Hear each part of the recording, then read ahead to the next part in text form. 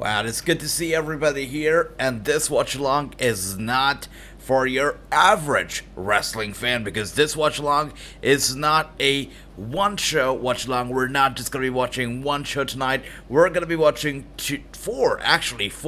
Two at a time and then two later. We're going to be kicking things off with SmackDown.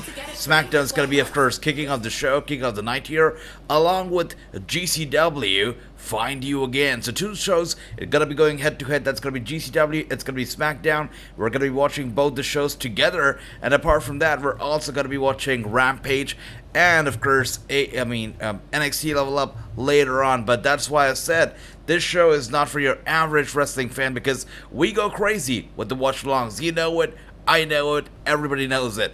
And tonight, we're just taking it one or two or three step ups, and we're going to be watching four shows tonight, back to back. It's going to be good, and actually, head to head. And I can see everybody here. Brothers, good to see you. Chris, good to see you, brother. Hope you're doing well. Gary, good to see you. Good evening, everybody. And Kevin, good to see you. That's right.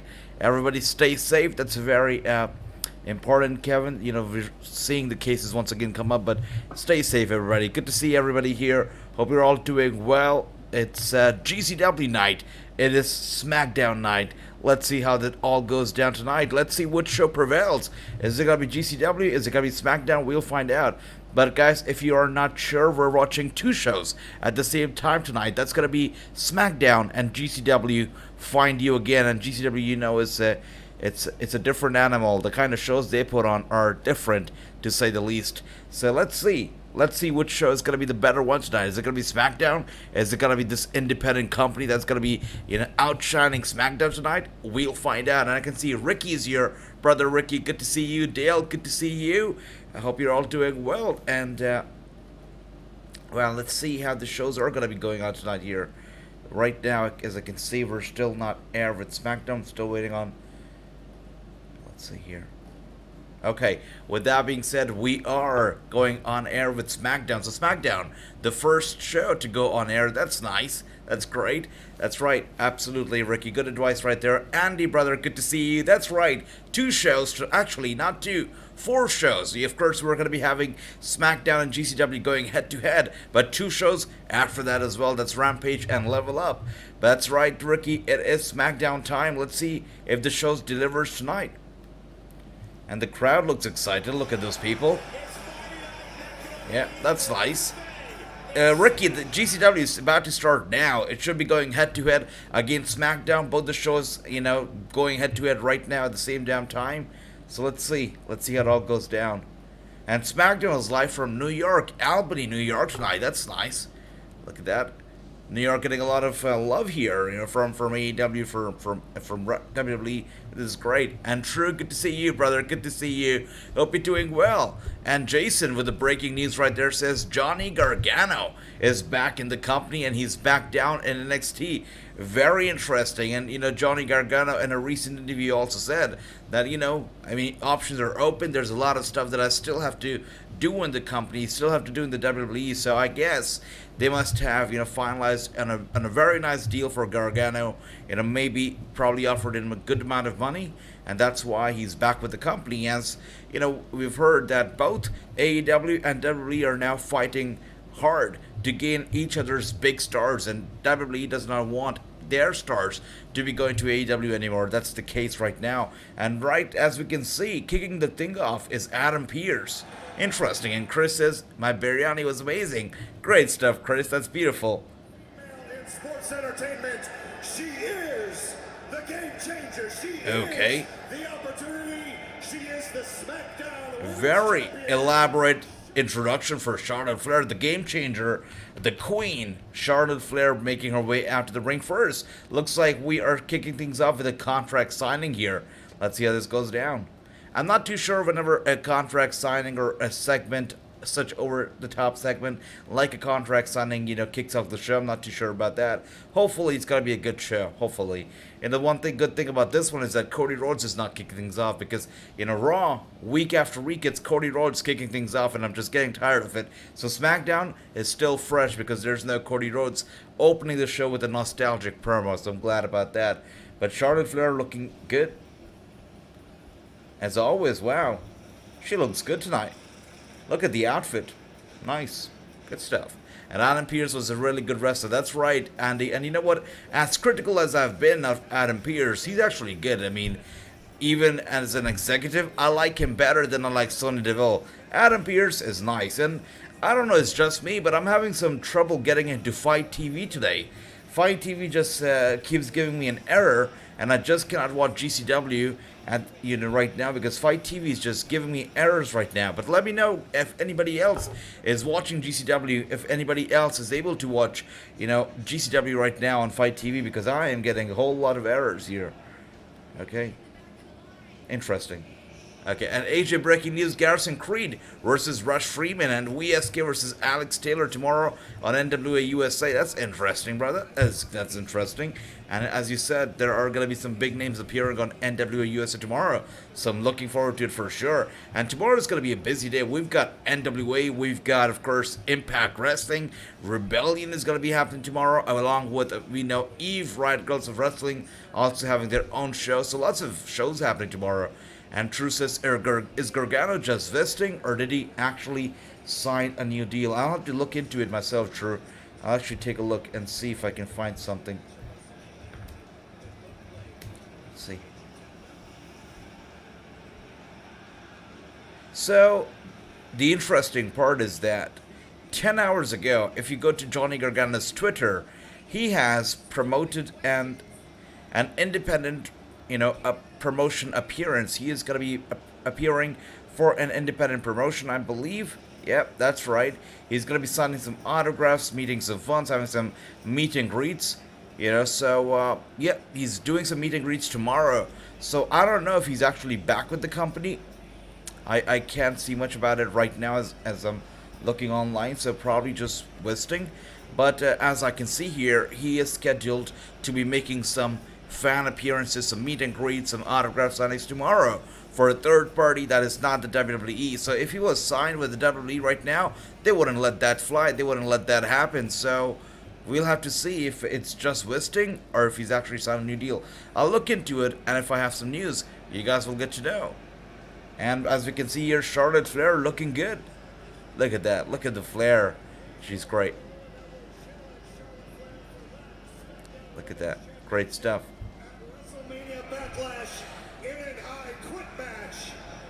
That's right, the I Quit match. I'm looking forward to that one.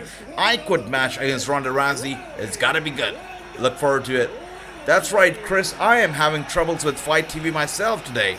I can't get into it, so I guess we're having a SmackDown and watch along because I can't really get into Fight TV right now. So I'll try to fix it. I'll try to get into it. But until then, it's a SmackDown watch along. And Andy, what time does Riot Girls of Wrestling come on? I'll let you know the exact time, brother.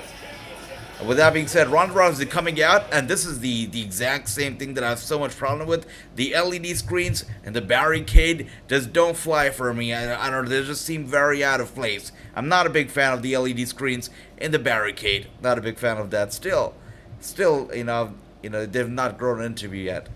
And as we can see here, Charlotte Flair looking good. Ronda Rousey looking more than happy here. I don't know why she's so excited, but she looks happy. And so does Charlotte Flair. Look at both of them.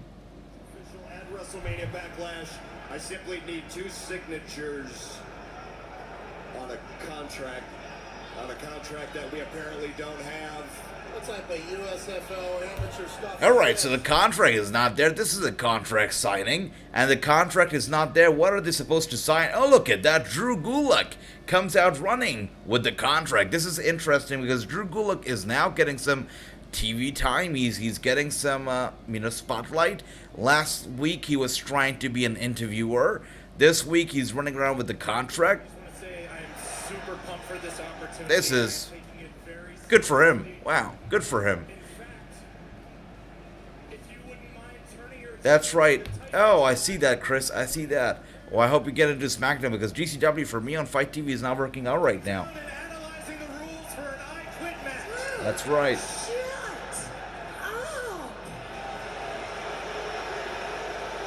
Or do you want me to make you quit this new job before you even begin? That's right. I'm confused with the whole Drew Gulak situation. Is he gonna be the new Sonya Deville of SmackDown? what's happening here? And that's right, Bobby. Bobby says thoughts on Camille and Kenzie Paige. It's great. I just like I said, I can't get enough of Camille, and same with Kenzie and Kylie. I mean, I'm glad that all of them are squashed into the same thing. I'm looking forward to NW Power Trip 2, brother. It's gonna be a good event. I was fixing my bra. That's right. It seems like it, right? Oh, by the way, Brock Lesnar, good to see you, brother. Good to see you. Hope you're doing well. And true, that's a good point. Drew Gulak versus Flair. It seems like it's written all over the place. It seems like it's gonna be happening. But, are we actually gonna get an intergender match? Because we know that Drew Gulak can wrestle, right? And so can Charlotte Flair. So actually, are we gonna be seeing an intergender wrestling match in the WWE? That's gonna be super duper interesting. That's why that's right, Ricky, I agree with you, totally. No, that's too easy. Let me think about it. The figure 4? Ooh. Now, so she's just throwing out ideas on how to make Ronda Rousey tap.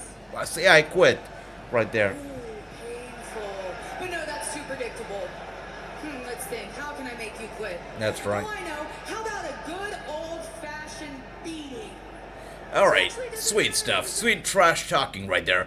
That's right, Brock says, after a long time I was on holidays hunting Moose. And speaking of Moose, he's going to be defending his championship tomorrow against Josh Alexander at Rebellion. So looking forward to that. It's going to be a good event. It's going to be a great event. So we look forward to that, Brock Lesnar, for sure. And good to see you, Joey. It's been a long time. Hope you're doing well. Good to see you. And Gary says, is Drew Gulak the new Fool of the Month? I don't know what's going on right now. It seems like they're slowly trying to ease him into an executive position, into an authoritative position. They're trying to make him maybe a funnier Sonya Deville. I don't know what they're trying to do here, but something interesting. Drew Gulak, I tried to take him seriously as a wrestler when Daniel Bryan was around, and he wanted to put the spotlight on Drew, and I was trying to take him seriously. He's actually a good wrestler. So hopefully whatever they have in mind for him is good and not something rubbish. And Jason, no, the WWE has not bought GCW yet.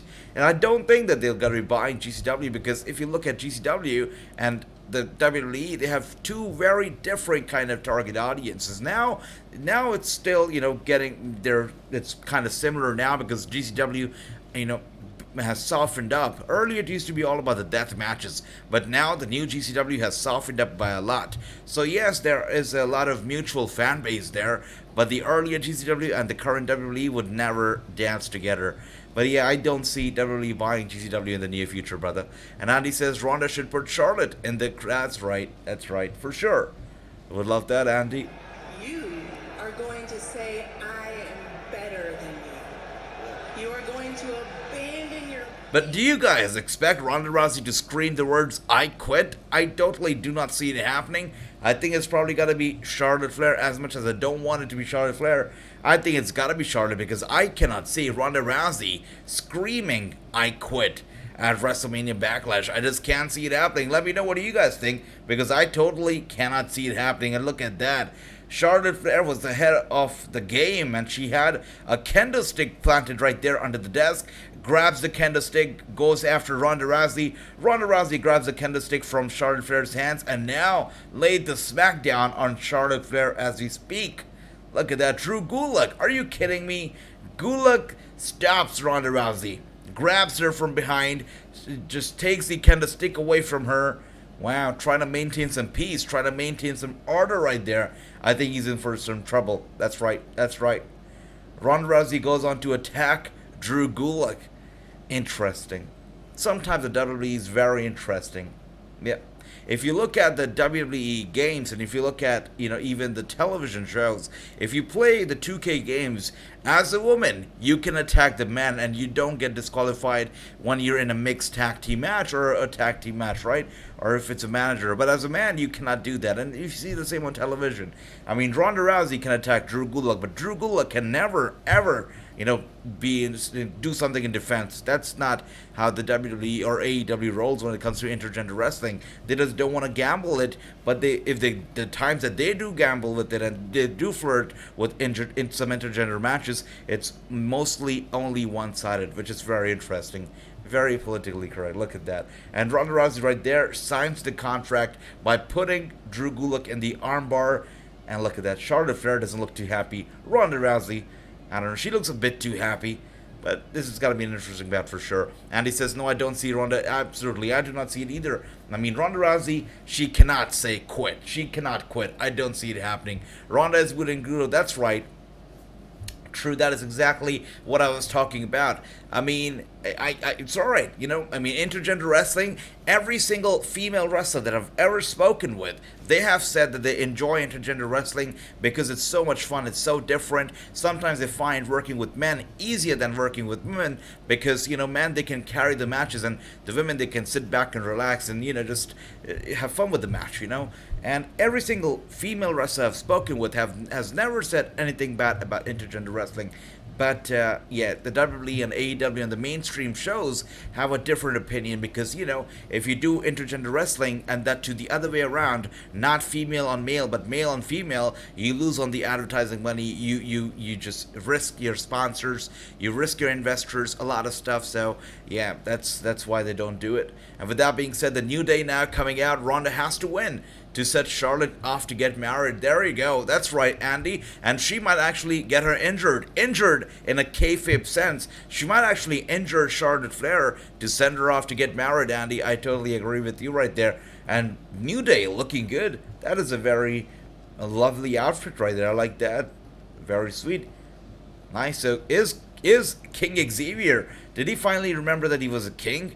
Oh wow, if you look at the name of Xavier Woods, they've actually removed King from his name and he's now only Xavier Woods. That is interesting because if you remember, Zelina Vega and Xavier Woods, they were both crowned king and queen around the same time, right? Same time.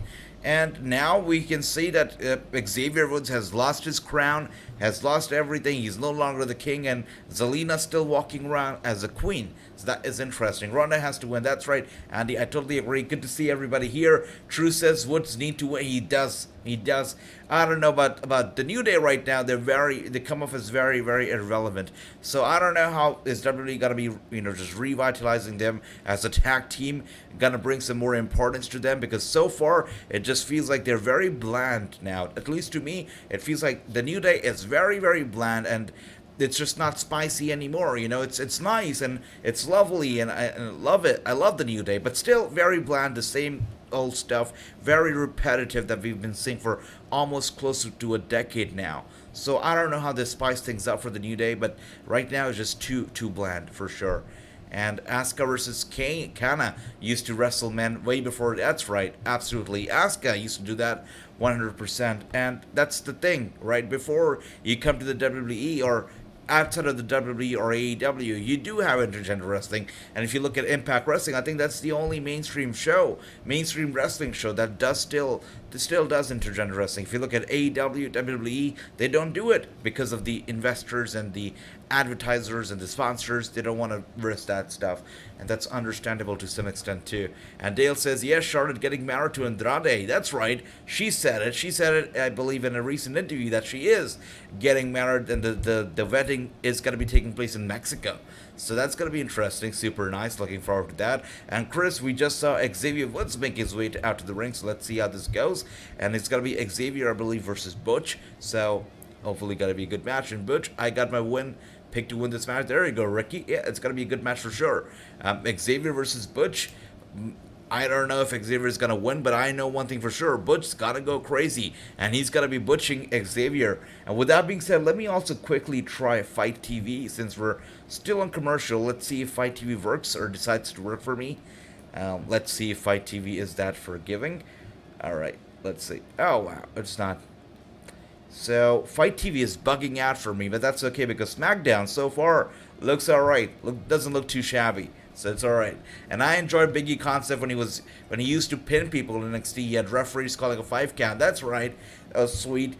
And I pick Woods, love that. And Joey also says Xavier Woods, I love that, guys. Great stuff. Disqualification. That's a good pick right there. And speaking of, picks, I must say that WrestleMania Backlash is right around the corner. It's not too far away, so make sure to get your predictions right, because this beautiful title is going to be on the line at WrestleMania Backlash.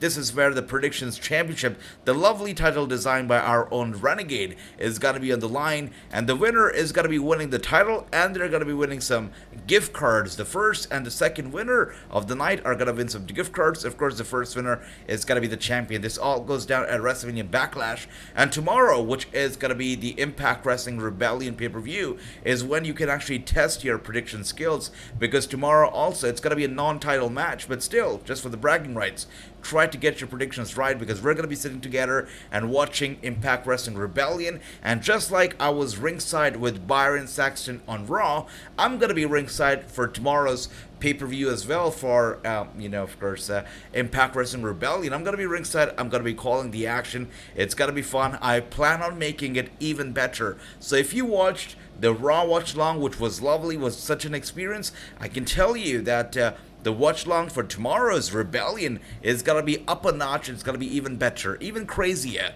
than the one we did for Raw. It's going to be something special once again. And Bobby says, I will miss Darius Martin wrestling on AEW. He is injured. That's right, Bobby.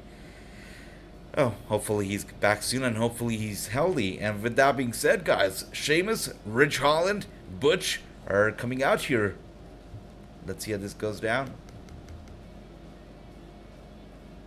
Yep, the three of them are here. They're making their way down to the ring. And good to see everybody. I can see Mustafa is here. Good to see Mustafa. Hope you're doing well. Hope you're feeling well, brother. I know the last time we spoke, you weren't feeling too well. So I hope that you're feeling well today. And you're in good spirits, brother. Good to see everybody. And Darius is injured. Yep, look at that. Let's see. And look at that Butch, by the way.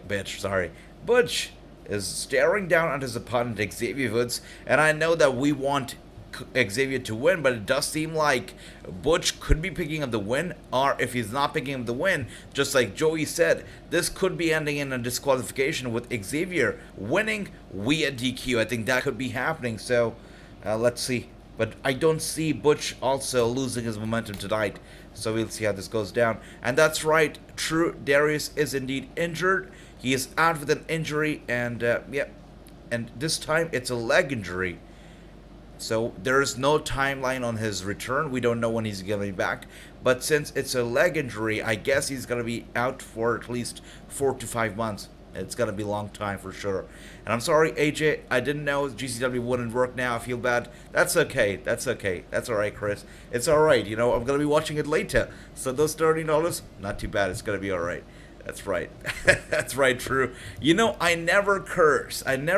That's like one of my life's motto is to never curse, never to say anything negative. So for me to accidentally, put out the B word right there, that's one of the rarest occasions you'll ever see me cursing. But wow, I did do it. Hopefully YouTube doesn't mind that and doesn't shadow ban this. But look at that.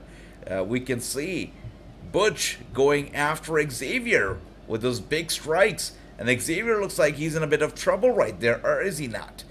Butch going after his arm right there. Yeah, Xavier is in trouble. Yeah. Right, look at that. Mustafa, glad to know that you're feeling better. AJ, I think, Hitmakers. AJ Francis and Miles wrestling tomorrow. That's right, Bobby. I totally agree with you. We know, guys, tomorrow there's going to be an 8-team elimination match, which is going to be for the Impact Wrestling World title. And it's going to be, the current titles, the current champions, as we, Wall and by Design, are going to be defending it against 8 teams.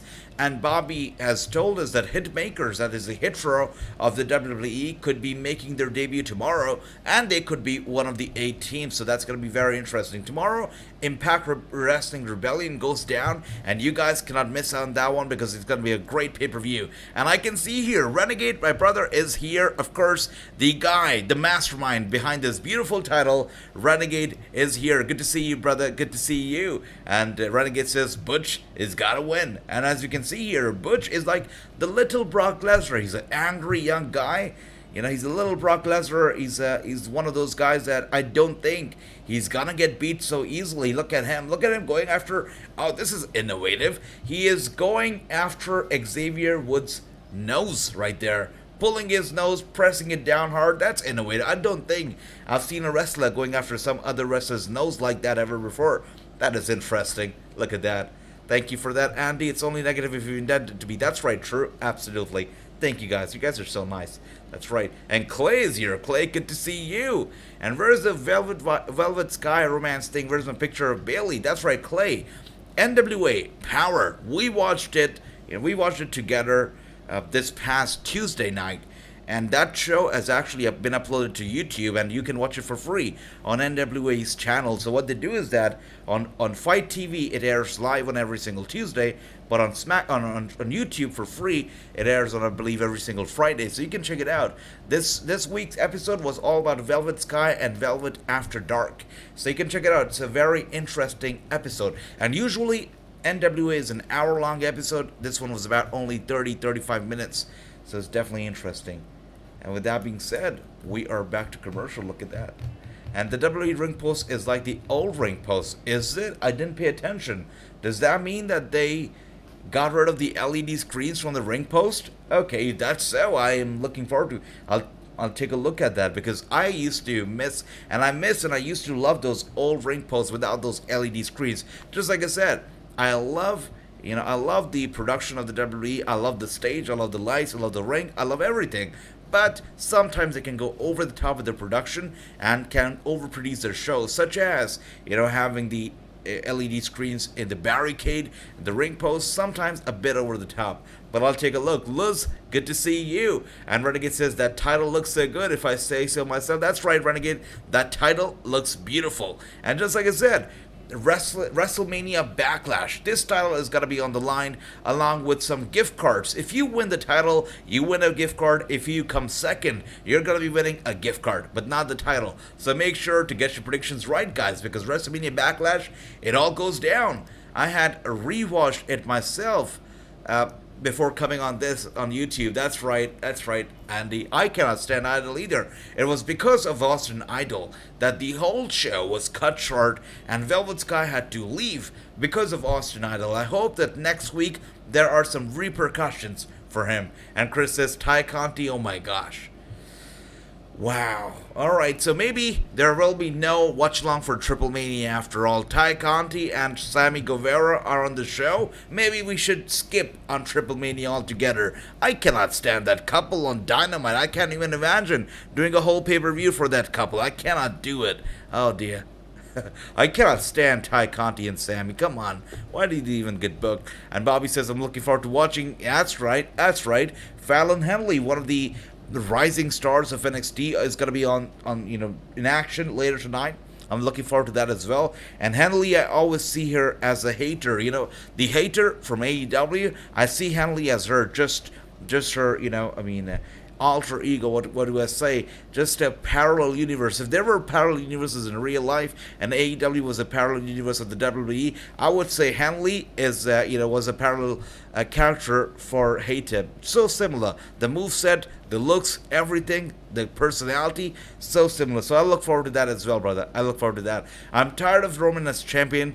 We need a new champion, says Mustafa. And according to the reports right now, come from various dirt sheets, there are no plans to strip or to get those titles off Roman Reigns in the near future. And people are even saying it, and reputed dirt sheets are saying it, that he could very well be champion heading into WrestleMania 39. All the way to WrestleMania 39, he could still be champion. So Mustafa, you're going to be tired a bit more, brother, because Roman Reigns is going to be champion for a long time. And Luz says, look at the ring post. All right, let's take a look right now. Whoa, I see it. Luz, that's a good catch right there. I love it. Guys, do you see it? Do you see SmackDown right now, your television screen? Look at the ring post. Those are non-LED thin ring posts. Can you believe that? I wonder why. Okay, this is definitely interesting. Look at those ring posts, guys. There are no LED screens there. Thank you for that, Luz. That is interesting. I wonder what changed. I wonder what made them go from the LED ring posts to these ones. That's interesting. Okay. Wow. I like Velvet Sky. She's pretty, says Bobby. She's great indeed. No, don't skip it, AJ. You never know. That's right. Don't worry, Andy. I was just joking about it. Don't worry. Yeah, I'll probably skip the, the Sami and Ty match, but I'm not gonna skip the pay-per-view. Don't worry about it, Andy. I was just kidding. That's right. We're gonna be watching it together for sure. And True says, barring serious injury, Roman won't lose. That's right, he will not. And you know, I used to joke about it, not just joke. I used to talk about it to everybody who would listen to me. I would say, I want Roman Reigns to be champion heading into WrestleMania 39. I used to be saying this for over a year now. I've been saying this for a long time, that I want him to be champion, the undefeated champion, as he goes on to face The Rock at Mania 39. And it seems like that's exactly what's going to be happening now. So, interesting for sure. This is like, this is how I saw it all coming, and that's exactly what's happening. So, very interesting. And LA Park versus Villano in a death match. Interesting, Chris. Absolutely. Exactly the reason why we cannot miss out on Triple Mania. Yes, we have one match that could be a bathroom break, the Sami and Ty match, but other than that, we have some great matches, so looking forward to that. That's right, Dale. The ring post, definitely interesting. And again, guys, I would like to ask you, why do you think did they get rid of the LED screens? Do you think it's temporary? Maybe some, maybe they just couldn't get the ring post here in time. Maybe one on the LED screen stopped working. Or is it a permanent move? Are those LED screens gone from the ring post for good? What do you guys think about it? Let me know. Once again, that's a good catch. And Xavier Woods, with that being said, I'm way behind you guys, am I not? Xavier Woods right there gets the win. Wow, you guys are all right. I don't know how you guys predicted that. I did not see that coming, but Xavier Woods gets the win. And Butch doesn't look happy. I guess it means that he's got to be slapping the heck out of Sheamus and Ridge Holland once again. It seems like it.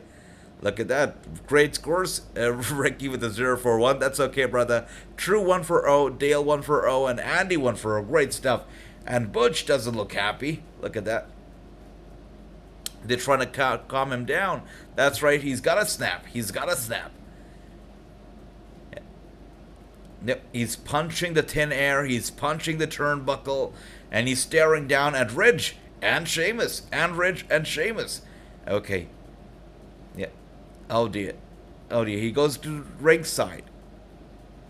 It's okay, let him go. Let him walk up. Oh my gosh, he's going after the security. The poor security guy. He was doing nothing. And that's the arena security, not even the WWE personnel. So there could be some repercussions.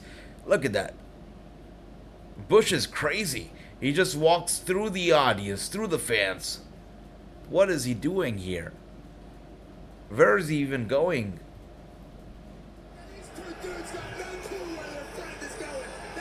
Yeah, they have no idea. I have no idea where they're going. Look at that.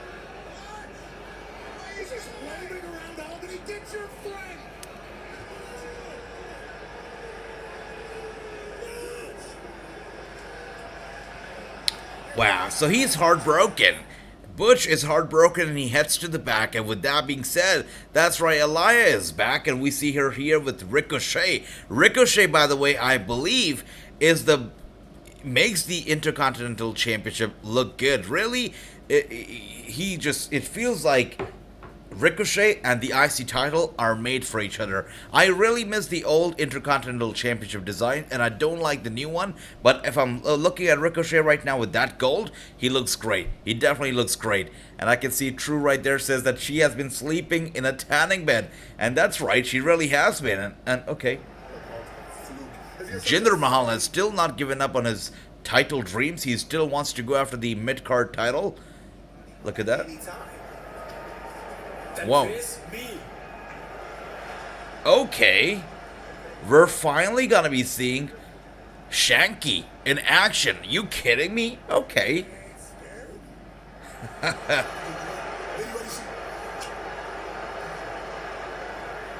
Oh, that's interesting. So what happened right there after Shanky said, so it's me, Jinder Mahal said, Meri Varisi, and what that means is that it was my turn. It was my turn to go after the championship. Why is it you? And with that being said, guys, it is Gunther time. It is Gunther time. Let's do it. Let's see how this goes down. And I like Velvet After Dark. That's great, Bobby. She is good indeed. And Data Life Season 4, I see that. Data Life Season 4, okay. Is that an anime? Interesting. And Gunther is here. That's right, Ricky. Let's see how this goes down. Let's see who's going to be botching to Gunther. Anybody here expects Gunther to lose this match? I don't. I don't think Gunther's going to be losing anytime soon. And he better not. That's right. This great sport.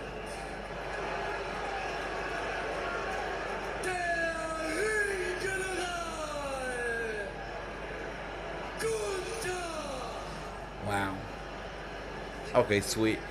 I still wonder, why did they break up the Imperium? Why did they get rid of the other guy? I think it would have been just fine if you still had the two of them horsing around Gunther. I don't know why did they only have to have one guy with Gunther. I think two would have been just fine, but I think on the main roster they like to have one manager with one person. Maybe that's why they got rid of it. I don't know what the reason is, but I think the Imperium as a whole with the 3 people band, I think I liked it better, but anyways, what can we do? This Imperium just seems a bit weaker. You know, for me, or for you guys also, I believe, who've been watching Imperium for such a long time, you know, the whole band together, the two of them now, it seems like the whole faction's gotten a little bit weak right there. And Andy says I pick Gunther to win. And Ricky says Gunther. True says Gunther. Look at that. I love that. Mustafa says, who is the Intercontinental Champion? That is Ricochet. Is the IC Champion right now. And he's going to be facing Shanky tonight. So that's going to be interesting. And Walter is my pick to win. I love that. Yeah, absolutely. Walter, not Gunther, Bobby. I love that. And Liz says, can you make an interview with AJ Lee? I would love to interview AJ Lee, but she's a lady who's interesting, right? I mean, AJ Lee has an interest outside of pro wrestling right now, so I know that she doesn't take a lot of pro wrestling podcast requests and a lot of pro wrestling interviews, you know, these days. But whenever she's open to doing some pro wrestling interviews, you know that I'm going to be there and I'm going to be doing an interview with her for sure. Liz, it would be a dream. It would be an honor to interview her. Hopefully, we do it soon. And Chris says, AJ May 17th DLC is the most wanted pack. Indy Hartwell, Cactus Jack, Waiter, that's right, Dragunov, and the Boogeyman. Absolutely, Chris. And I'll tell you what, guys, I miss... And I'm looking at it right now. I'm looking at my baby, my PlayStation 5, as it's kept right there, right now as I speak to you guys. And I really miss my PlayStation 5. Gosh, I barely get time to play it. And the only time I'm playing it is when I'm live here with you guys. And we're basically playing it and watching it together. So, yeah, I would love to download those packs and explore them. We know that a pack is coming out on April 26th as well, with the likes of Umaga in the pack. So I'm looking forward to that. It's been a while since we've seen Umaga in a WWE video game, so that's going to be super interesting. I look forward to that pack for sure. And, yeah, as I said earlier, I'm going to be doing the whole entrance thing, the whole moveset, showcasing every single of those characters in those DLC packs that are coming up soon. And Chris says, I picked Gunther. I love that. And AJ Lee is getting prepared for working for... Wow, that's right. She is. She really is. And look forward to all the work that she does there. And I want Austin Theory versus Champion. Mustafa, you know what? Be careful what you wish for, because that could actually be happening. If you look at the current rhetoric and the current scenario and how it's going down, the pattern is that they're slowly and steadily unifying all the titles. The world title is unified. The tag team's getting unified. Soon we could be seeing the women's title also get unified. And eventually we could be seeing, of course, the mid-card titles also get unified, so we'll see how that goes down. And Bobby says, AJ, Velvet Sky is pretty. I like her show on NWA. I love that, Bobby. I love that. Yeah, she's good. And she's good on the commentary as well, so I can respect that. And with that being said, we are still on commercial, guys. Still on commercial. And tomorrow's going to be a super interesting night. Of course, we've got Rebellion that's going to be taking place. I look forward to that. And just like I said, you know, if you remember the watch-along we did for Raw, the watch-along we do for tomorrow night for Rebellion is going to be even more interesting.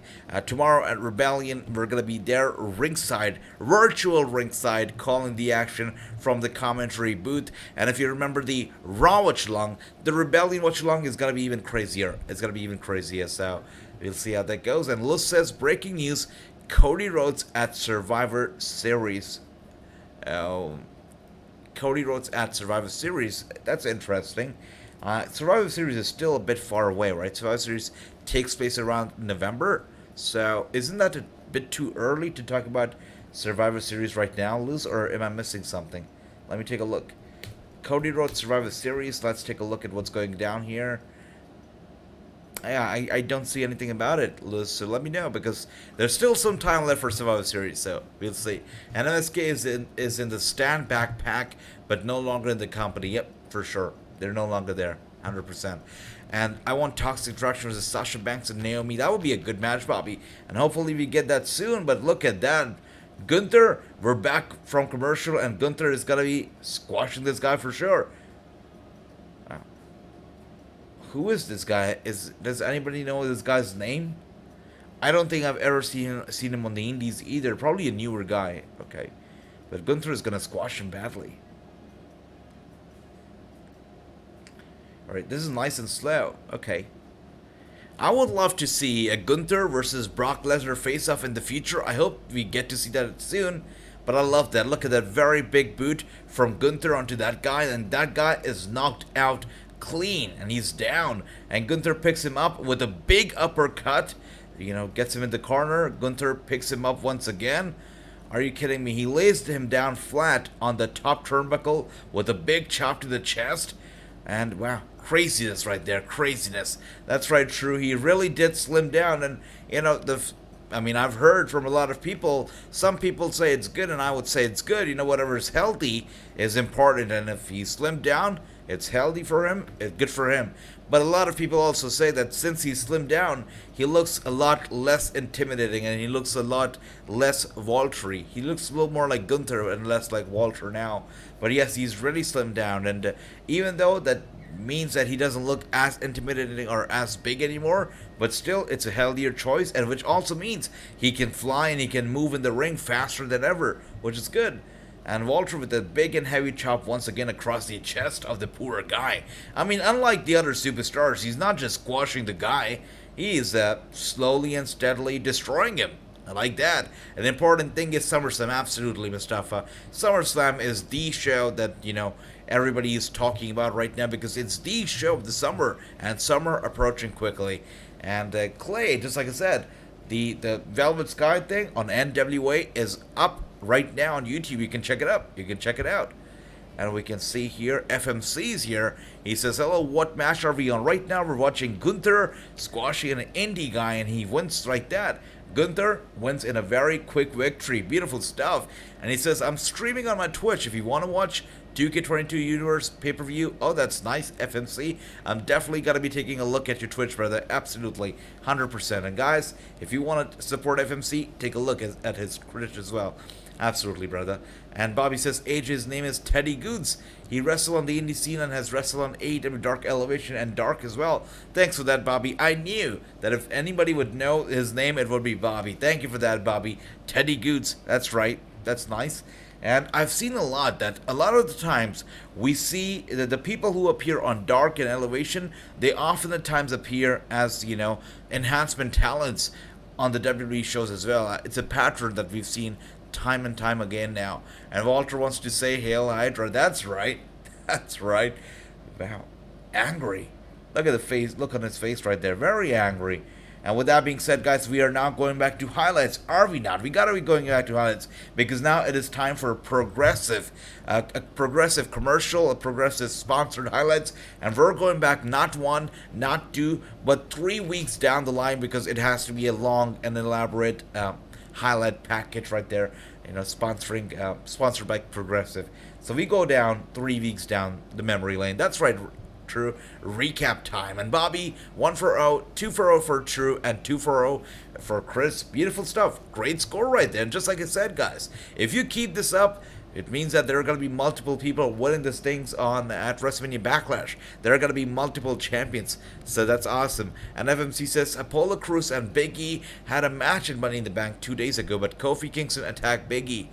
If anybody's confused by that, FMC is talking about WWE 2K22, right, FMC? I got confused by that for a second, but that's great.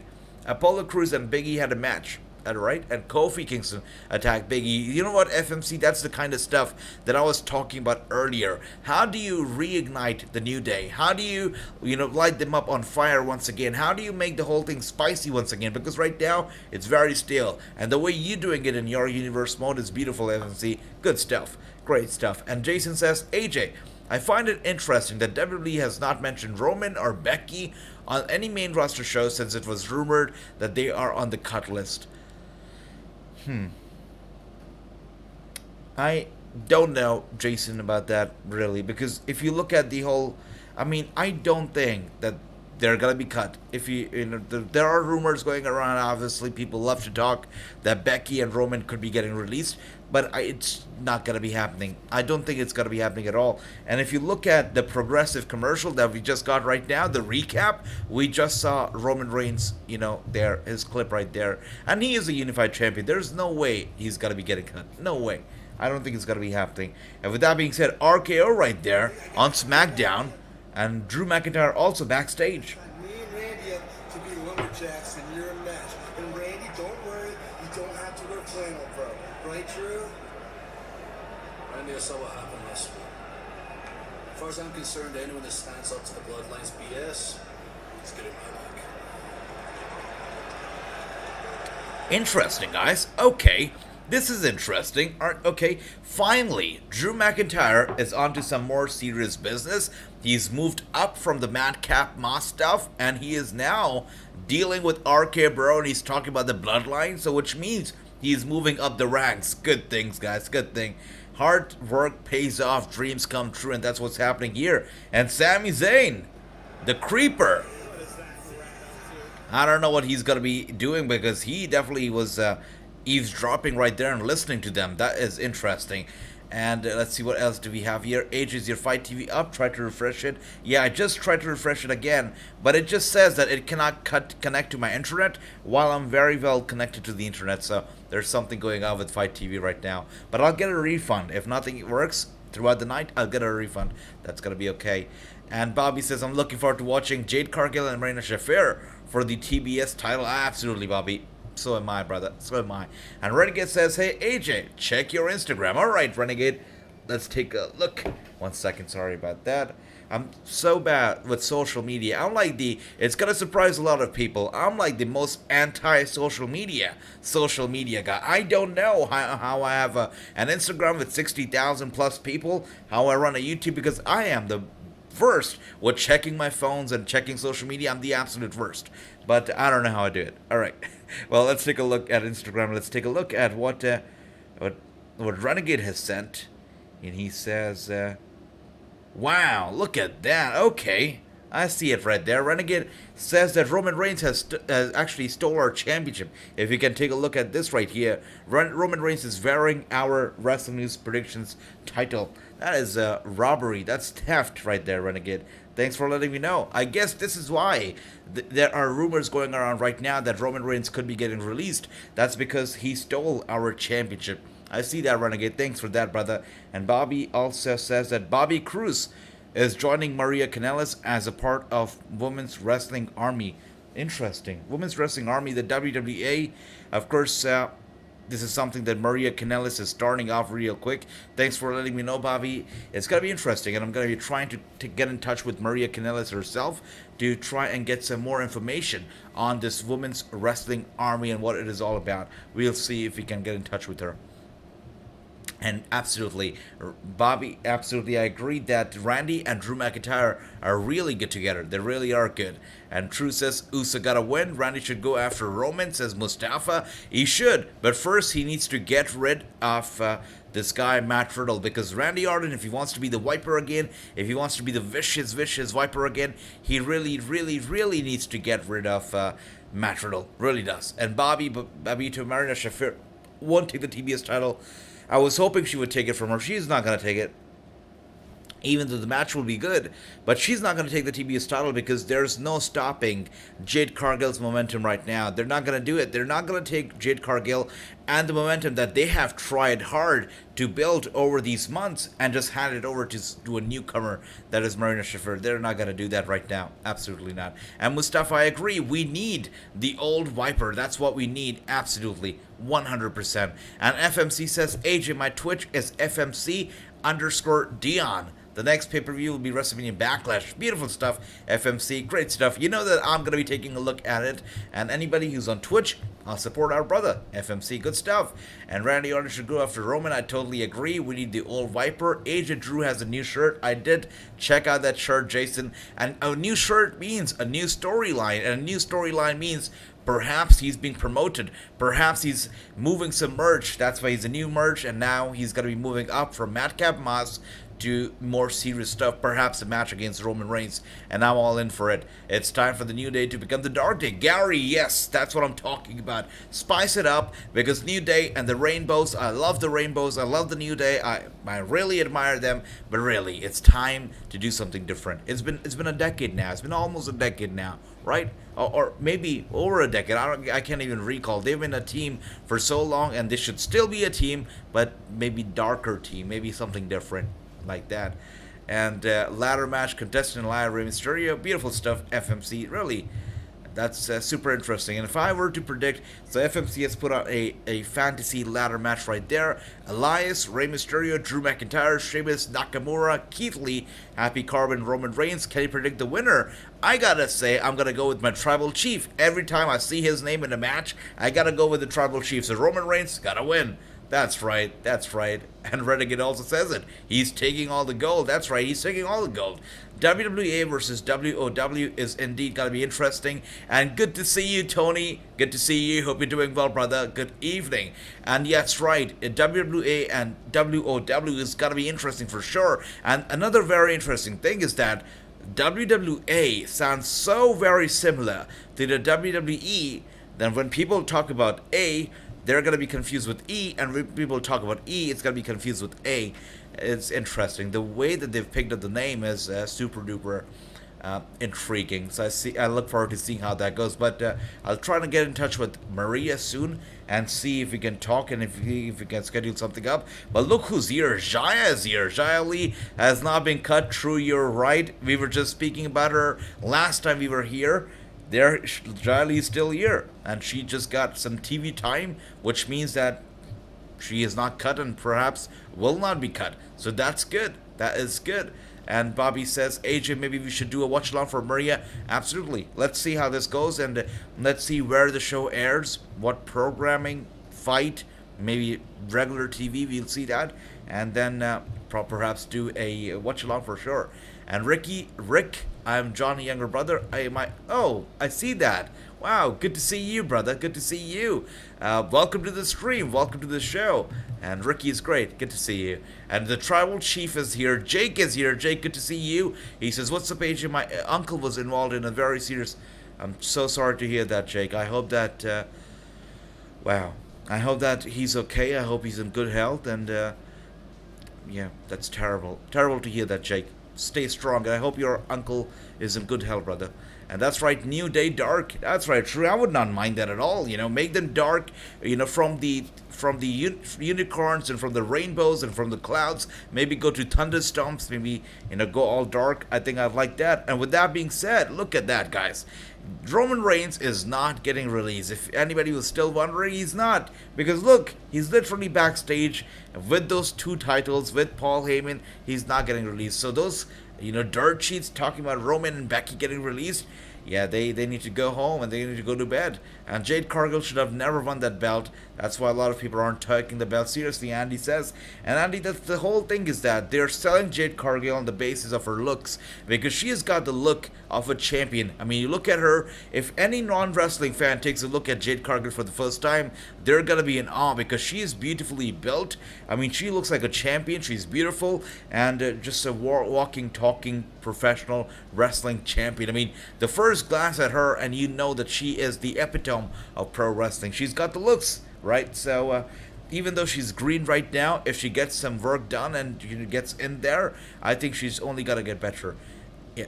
And Jason says, are you doing a watch along for Eve Riot Girls of Wrestling tomorrow? I'm excited to see the match, the Inhaler versus Hex. Absolutely, Jason. I do intend on doing the whole Eve Riot Girls of Wrestling match tomorrow, but I look forward to it. But I just want to make sure that we don't have any problems like we had with Fight TV today. The whole website just didn't want to work for me today. So hopefully tomorrow we don't have any problems. But definitely I want to do the whole show for each Radicals of Wrestling. I'll update you guys with the time and when we start doing the whole stream, because we'll have 2 streams tomorrow, and of course one's going to be Eve Radicals of Wrestling and of course Impact Wrestling Rebellion. So I'll take a look at the timings, where it's streaming, all that stuff, and then I'll let you know. And Xia Li has not been cut yet. That is right, absolutely right. And as you can see right there, Matt Riddle is in control, and the Uso is down, surprisingly. And Renegade, even though Renegade says Uso's gotta win, it seems like Uso is not really doing well right now. Look at that. AJ, who do you want to see wrestle against Tiffany Stratton on NXT 2.0? Bobby, you know I have much love for Tiffany. I think she's great. The character that she's portraying right now, she's doing it very beautifully and very gracefully, which I can appreciate. There's a lot of grace to Tiffany Stratton, and I appreciate that. So, Tiffany, who would I like to see her competing against? I must say, I would love to see Tiffany and Nikita Lyons hanging in the ring, dancing in the ring together. Tiffany versus Natalya would be another good one. I mean, now that she's on NXT 2.0, I think those would be two matches that I would be, wanted to see at first. And FMC says, can I tell you that's very shocking, is that when I started my WWE Universe in 2K19, John Cena is Universal and WWE Champion, and no one has won him. I see that, FMC. Very sweet. Very sweet.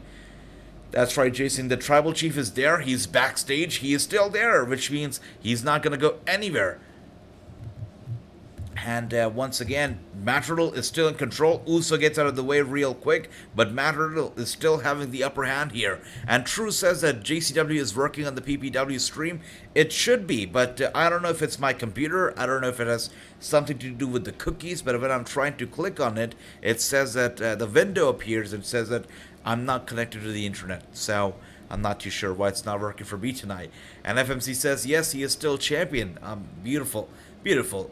And Rick, I hate your older brother for those emojis, I'll tell you that. Let your older brother know that I hate him for those emojis, but thank you, Rick. It's good to see you. Luz says, yes, The Undertaker might return later this year or next, because he said never say never. That's right. And in wrestling, you never really know when is it gonna be, never or never say never. You never know. They probably will come back sometime. I don't know. Maybe Saudi Arabia for an appearance, a cameo, maybe a little match, smoke and mirrors match, just like Stone Cold had earlier this month. So you never know really in wrestling. And with that being said, we have once again switched to commercial. With that being said, and Tony says, I protect myself. I have a gut feeling Xia Li is gonna turn heel. It seems like it. We just saw her, and I just got a lot of heelish vibes from her as well, just right off the bat. I couldn't recognize her at first because she just looked very evilish, very heelish. So I think you're right, Tony. She's gotta go heel for sure. And Nick Wayne just won the match. That's funny. Yeah. Roman will have to commit a felony. That's exactly right, True. He's got to be committing a felony. He's got to be doing something brutally wrong and bad to get cut. He's never getting cut. And same with Becky Lynch. They're never releasing the two of them right now when they're red hot, iron hot. Roman Reigns is at the peak of professional wrestling of the WWE right now. He's not the next John Cena. He's the new Roman Reigns. He has made history of his own. And when he faces Rock right next year at WrestleMania 39, I do expect Roman Reigns to go over, and I do expect Roman Reigns to actually defeat The Rock at WrestleMania 39. So I don't think he's gonna go anywhere. And Renegade says it too, that he is not getting released anytime soon. He's the best SmackDown, and I would say, Renegade, not just SmackDown, but the WWE, he's the best the company has right now. And if you look at SmackDown, just like you said, Renegade, look at their roster. Go to WWE.com, look at the SmackDown roster. The roster is thin.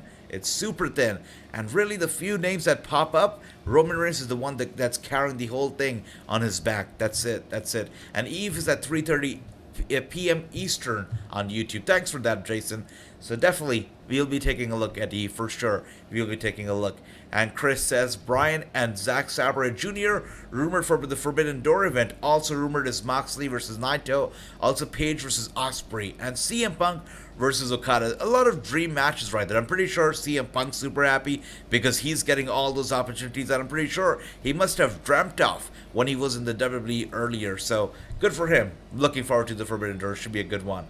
And these are the same dirt sheets that said Roman was Becky Lynch's baby daddy. Okay, I never knew that that rumor is also going around that Roman Reigns is Becky Lynch's baby daddy, but that is crazy. All the dirt sheets that come up with stuff like that, they're not gonna go anywhere because of the fake news. They'll never go anywhere. They try to get a few clicks, and they might as well get a few kicks, but they'll go nowhere. And I see a lot of those, channels on YouTube as well. I've seen some horrible channels on YouTube with some horrible thumbnails. I think that they're very clickbaity. When you click on the videos, they're absolute trash with so many views, sometimes millions of views. But where is it gonna take them? And where are the ethics of these people when they put out such fake news or fake videos or clickbaity videos? Where do the ethics go? I can't even, I can't even attempt to do that, because whenever, I can't even think of it, because yeah, it's so unethical, but people do it. I don't know how. I don't know how. And that's right. And Bobby says, AJ, I would like to see Tiffany versus Elektra. That'd be a good match for sure. The whole family, the whole Dawn family, the whole Escobar family is going to be after Elektra for sure. So that's going to be interesting. And I think you guys should watch WrestleMania Backlash. That's right. Absolutely. For sure, FMC. I'll take a look. I don't have a Twitch yet, but I'll take a look for sure. I'll make an account for you, FMC. And Andy says, I think we will have that match soon for sure. It's got to be happening soon. And True says, Taker is watching Sting and is getting the itch to wrestle again. I wonder, True. I really wonder. But one thing's for sure, Undertaker is not going to go anywhere. The last that I heard, he signed almost a lifetime kind of a contract with the company, because when he was a free agent, during the whole month or 2 months, he started taking independent bookings, and he was announced for a independent third-party meet and greet show, and Vince McMahon couldn't stand that, and that is why he quickly called Taker to the headquarters, and he had him sign a deal which was basically a lifetime deal, which means Taker is gonna be with the company for at least like 25 years or so, which is basically, much of his peak life when he can actually wrestle in the ring. So, yeah, Taker is definitely not going to any other company. Well, look at that. Matt Riddle, beautiful. There you go. And Uso gets out of the way. Uso trying to turn the tables around right now. Matt Riddle down, and Roman Reigns. You can see the Tribal Chief right there, watching very attentively, shaking his head, nodding his head. And look at Paul Heyman. I don't know if you guys looked at Paul Heyman behind Roman Reigns, but his eyes were not on the television screen, but instead on Roman Reigns himself. Paul Heyman is so good. There are YouTube channels that have... that's right. Absolutely true. There are YouTube channels that I saw one video the other day which said, real life father and son in wrestling that you did not know exist. And I saw at the thumbnail was Andre the Giant and Edge standing next to each other, and they claimed that Andre was the father and Edge was the son. I mean, crazy stuff, and millions of views. I don't get it. I mean, it takes you to be super unethical to be coming up with stuff like that, especially stuff like, calling somebody dead or claiming that they're dead, when they're very much alive and healthy. It's sick. It's very, very sick. And it's terrible. And they might, get some money out of it, but where's the soul and where are the ethics? What happens with that, right? I don't know. Crazy stuff. And Chris says, biggest fake news channel on YouTube I found is WrestleHub. There you go, Chris. Yeah, it's crazy, indeed. Lots of them right there. And Gary says, Paul Heyman can definitely play this dude for sure. He really is so good. So good. And Randy Orton is trying to fire Matt Riddle up right there. Matt Riddle is also feeling the momentum. Carries Uso up on his shoulders. Uso with the reversal. Going for a roll-up pin right there. Matt Riddle kicks out. And Uso once again was going to go for a shoulder tackle. And Matt Riddle going for the vintage Randy Orton with the DDT. And no matter what you say, nobody hits the DDT like Randy Orton does. Even though Matt Riddle does it pretty well, nobody can be Randy Orton. Randy Orton is just another band right there. And I'm looking forward to watching Angelina Love. That's right, absolutely, Bobby. I look forward to that as well. And I've been tricked by the dirt sheets. That's why I've joined the family here in Wrasslinews. That's right, Jason. It's a family, brother. And you are such a big part of the family, Jason. Such a big part of the family. And I'll tell you what, I learn a lot from you guys. A lot from you guys. I mean, a lot of times, Jason, you guys tell me news, and it's right news, it's correct news, and you guys tell me stuff that I don't know much about, and I learn a lot from you guys. So you guys are the absolute best. It's a family, and we all run this whole thing together. That's right, Dale. A lot of them are clickbaits. A lot of them are. Indeed, Dale. And True says Taker was one of the few guys. By the way, Uso going for the pin right there, and Matt Riddle, a very sloppy kick out, but he does kick out, so that's nice. And True says Taker was one of the few guys who got to work in Japan and Indies during his WWF and E run. That's right. Taker has been very, just very fortunate, and also he's given a lot to the industry, so there's a lot to be thankful for, but he's just been very, very fortunate. The way he met Mr. McMahon and the whole character, and Paul Bearer being by his side was a very big advantage for Taker early on in his career. Really cool. Very cool. And Ricky says it's 1 for 2 right there, which means that my show is definitely delayed once again. As I can see right now, Uso is distracted by Randy Orton. I guess Matt Riddle is going to take advantage of the distraction. Let's see how this goes down. But I can see for you guys, okay, Dale right there says that Riddle wins. Thank you for that. So I am definitely running on tape delay here. Interesting. I still remember last night at Impact Wrestling, my show got over like 5 minutes before your guys got over. So that was funny. But that was like the only one time that I was not on delay, instead I was ahead of you guys.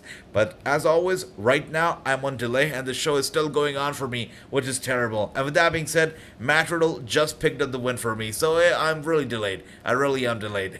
Love that. That's right. And what else do we have here? AJ, would you like to name a wrestling promotion since we have a championship belt? Oh, Andy, that's a very good, interesting topic right there. Actually, I was thinking maybe we should have more than one title belts. Maybe we have one title belt for the prediction and another title belt just for fun, like to the 24/7 title belt. Maybe we come up with something interesting, something unique, and make one title belt just a very random belt which changes hands every now and then. We'll come up with something like that and a wrestling promotion name. It's interesting. We'll think about it. Let's think about it. Let me know if you guys have suggestions though. And do you think The Undertaker might be behind the purple light in NXT? Gary, we saw a lot of purple on NXT. So much purple that it's unbelievable. I mean, it was all over the place. The Joe Gacy thing, of course, the Bron Breakker, when he got into that room, the whole room was purple. There was not a spotlight of purple. The whole room was purple. So that was interesting. And I do think it's Edge. It would make little sense for it to be Taker. I know that Taker, obviously, we know it, that he's involved with NXT right now along with Shawn Michaels, and he's doing work with NXT behind the scenes. But on camera, everything that we see, I think it's Edge. It's his faction. I think so. But let me know, Gary. What do you think? And I picked my pick this match. Beautiful stuff, Ricky. Beautiful stuff. And Clay, have a good night. I'll see you tomorrow. And I'm gonna be seeing you for tomorrow's Rebellion. So look forward to it. And Renegade says, I'm not going to do that. That's right. Good night. 0 for 2. Beautiful stuff. And Riddle wins. I have not seen Max the Impaler wrestle. Have you, AJ? Max the Impaler. I do believe so. Yeah. I'm actually trying to look up.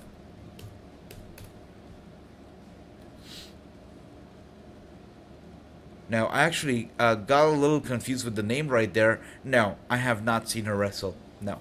I have not seen her wrestle either. Anybody else here has seen Max the Impaler wrestle? Let me know. Let us know. And Jason, what made you think of Max the Impaler out of nowhere? Is there something that on the show that made you think of her, or something else? Let me know.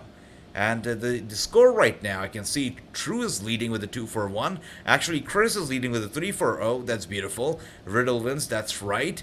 And Riddle won 2 weeks straight. That's right. Riddle is really on fire right now. RK-Bro, hopefully RK-Bro loses the title, and hopefully Randy Orton turns against Matt Riddle. But if you look at Riddle and Randy Orton right now, it looks like these two are just the best of pals, the best of friends. So I don't know how will Randy Orton turn on Riddle, or how will Riddle turn on Randy, because these two just look like such good friends. So I don't know how will either of them turn against the other person.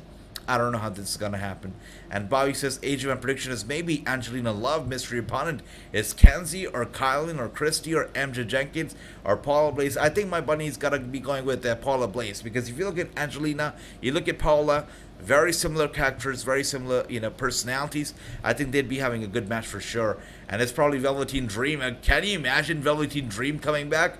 By the way, the whole thing with Velveteen was so controversial that when I said something against Velveteen on my Instagram back then, I didn't do a lot of YouTube. I did a lot of Instagram stuff. So when I was having these opinion polls on there on story or something, it was always 50 and 50. People weren't sure whether it is something against him or for him.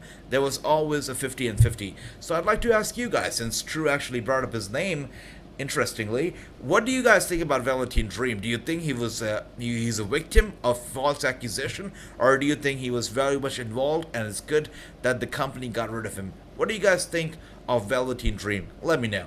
AJ make a belt called Wrasslinews Galactic Championship, and that is defended at every pay-per-view. It's interesting, brother. The mid-card title, I guess. Okay, I'll think about it. That's a very nice name, though. I like that name. And Team BAD, that's right, Tony. That's right, brother. And will Sasha turn on Naomi? I hope not, because I'll tell you true, I'm enjoying Sasha and Naomi right now, because without the tag team picture, both of them were kind of sidelined. Sasha Banks was sidelined, Naomi was sidelined, but right now, in the tag team picture, both of them are flourishing and they're doing well. It looks like they're having fun. So I'd like for them to stay a tag team, remain a tag team, work together as a team for the foreseeable future, because it's benefiting both of them. So if they turn on each other in the future, I guess that's gonna be okay, but so far, I think they should stay on the same page. Bobby says Maxine Taylor has wrestled on Women's Division Wednesday on Ring of Honor. Thank you for that, Bobby. You're the best, brother.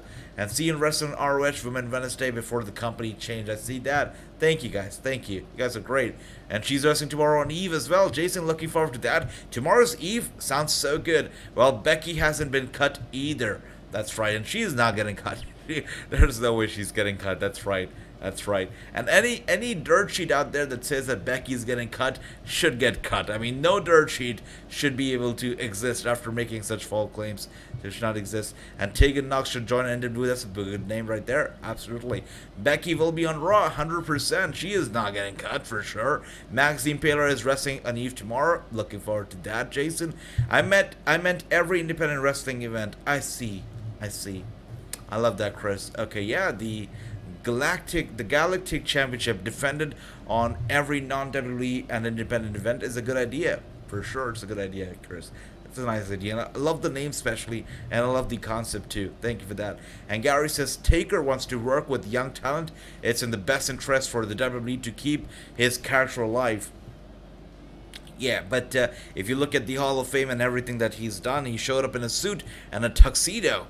I don't know if his character is going to be very much alive now, but he's broken the kayfabe. But still, he's still that very mysterious guy and a very serious guy that even though he showed up in a tux and he was making that speech, delivering that beautiful speech at the Hall of Fame ceremony, I still felt like I was not listening to Mark, but I was listening to Taker. It was so, Taker is for life, right? So even though if he breaks kayfabe and shows up in a tuxedo, he's still the damn Undertaker for me, Gary, for sure. And if he gets to have a few more matches in NXT with the upcoming talents, why not? Taker's going to be having some more matches. It's going to be fun for him. And we're going to be seeing some talents also getting that spotlight, also getting that pat on the back, and also, being sent up to the moon. A shot to the moon through Taker. So that's going to be very beneficial for the talent, and it's going to be good for Taker, and it's going to be a treat for the fans. So Gary, I totally agree with you. And Luz says, AJ, wrestling news. I talked with Ryback. He says it does not make him happy wrestling. That's right, Luz. And I spoke with PJ Black. By the way, we have a promo cutting right now. Kayla Braxton is here in the ring with Sasha Banks and Naomi. Okay. And the two of you have been unstoppable as a team since winning those titles at WrestleMania. Has this reign been everything that you hoped it would be? Oh, KK, we are just getting started. Look at that. They're wearing matching outfits. I just caught that. They are wearing matching outfits tonight. Isn't that cute? I don't remember seeing two women wearing matching outfit in my entire life. I've never seen two women wearing matching outfit and being happy about it. Every time you're at a party or you're somewhere and you see two women wearing the same outfit or same shirt or same dress, they're never ever happy about it. But look at Sasha Banks and Naomi. They're matching outfits, matching boots, matching titles, and they're super happy about it. So that goes on to speak volumes about their friendship, guys. Look at them. Trailblazers and history makers. They're loving it, and I love it. This whole thing is benefiting the both of them, and it's great. And look at Bobby and his big eyes, Sasha Banks and Naomi. That's right, they're there. And Liz, I was speaking with PJ Black. I spoke with him not too long ago, and he said Ryback has basically, destroyed his knees, destroyed his body because of the kind of diet he was on and the kind of workout routine that he had going on for himself. So he does not see him ever coming back to wrestling because of course, the choices that he's made, the lifestyle choices. And True says this is a setup for Bayley return. It makes sense, for sure. Who coming after these titles next? Wow. And Tony, you're right. Natalya and Shayna Baszler are coming out right now. And Natalya is all over the place. Good for her on NXT 2.0. Right here on SmackDown going after the tag team titles. Good for her. She's all over the place. It didn't beat to win those tag team championships.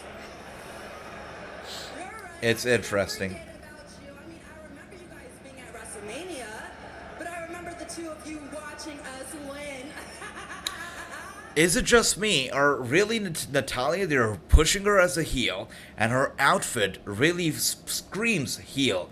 Really interesting. She used to be, that's right, I see those big eyes of True right there, and Natalya just seems to be such a tailbrazer, and she used to be such an inspiration for all the women, for all the girls out there, and now she's been presented as a whole different kind of a woman, a whole different kind of a lady, right? Look at her. Yeah, she is different. I see the change in her outfit. Does anybody else, also notice a change in her outfit? I think that's a pretty major change. That speaks volumes of her new character. Very arrogant and whatnot, right? So that's interesting for sure. And look at that. They slap Sasha Banks, and Sasha Banks is just down, and she's not too happy. And Naomi trying to hold her back, like right there. Try to come and take them. Okay.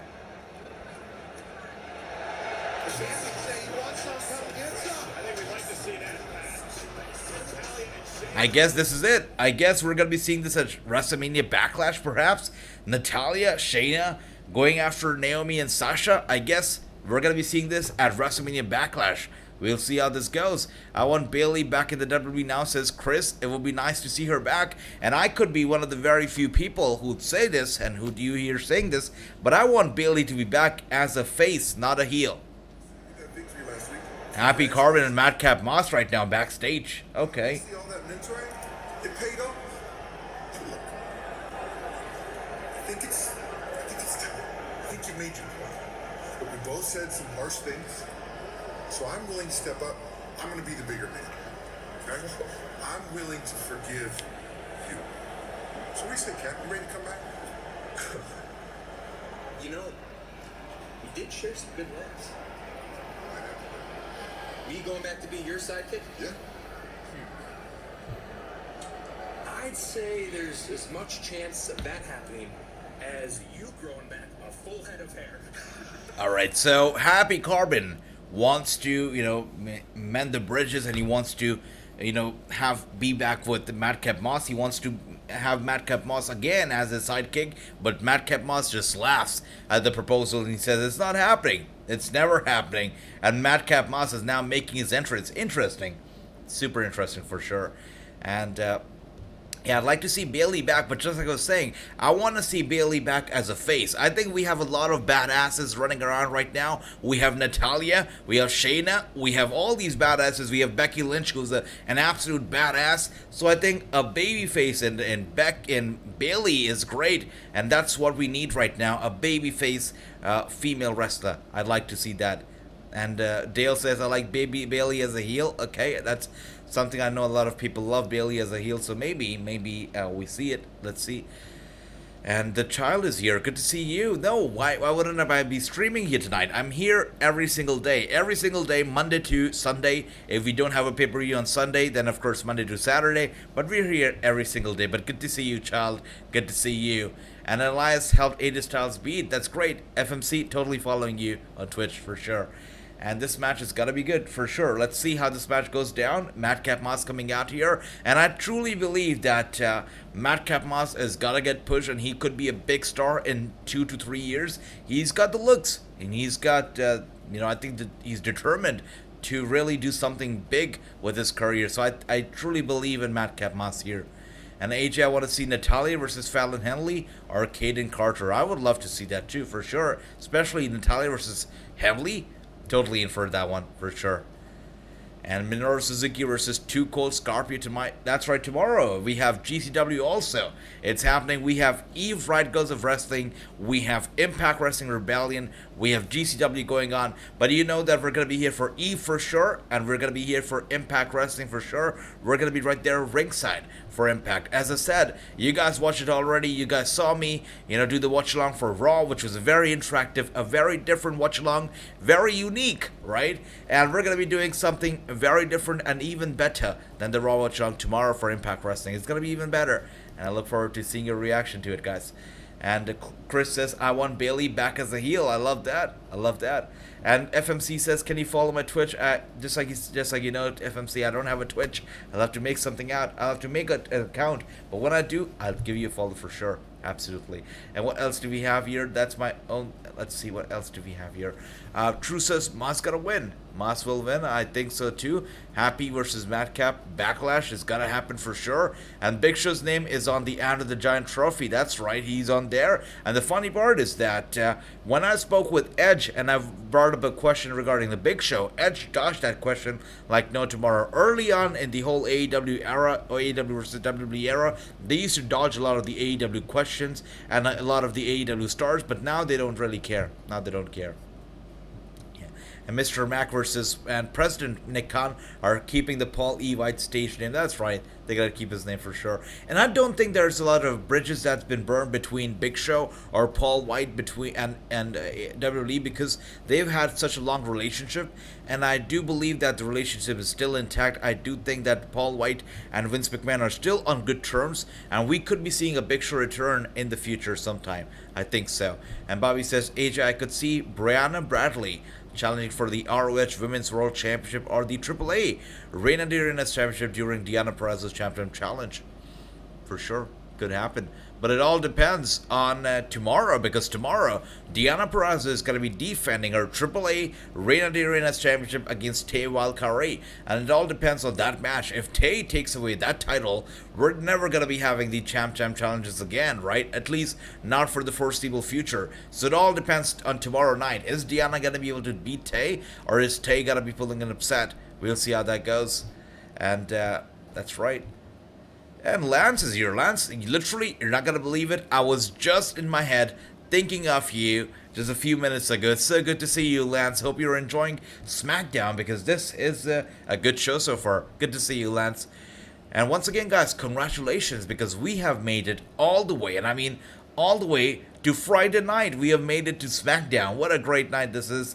And right now we can see a video promo for Raquel that's airing right now. I wonder if we're going to be seeing Raquel in action tonight. Probably not, because we're seeing a video package instead. But I hope to see Raquel in action soon on SmackDown.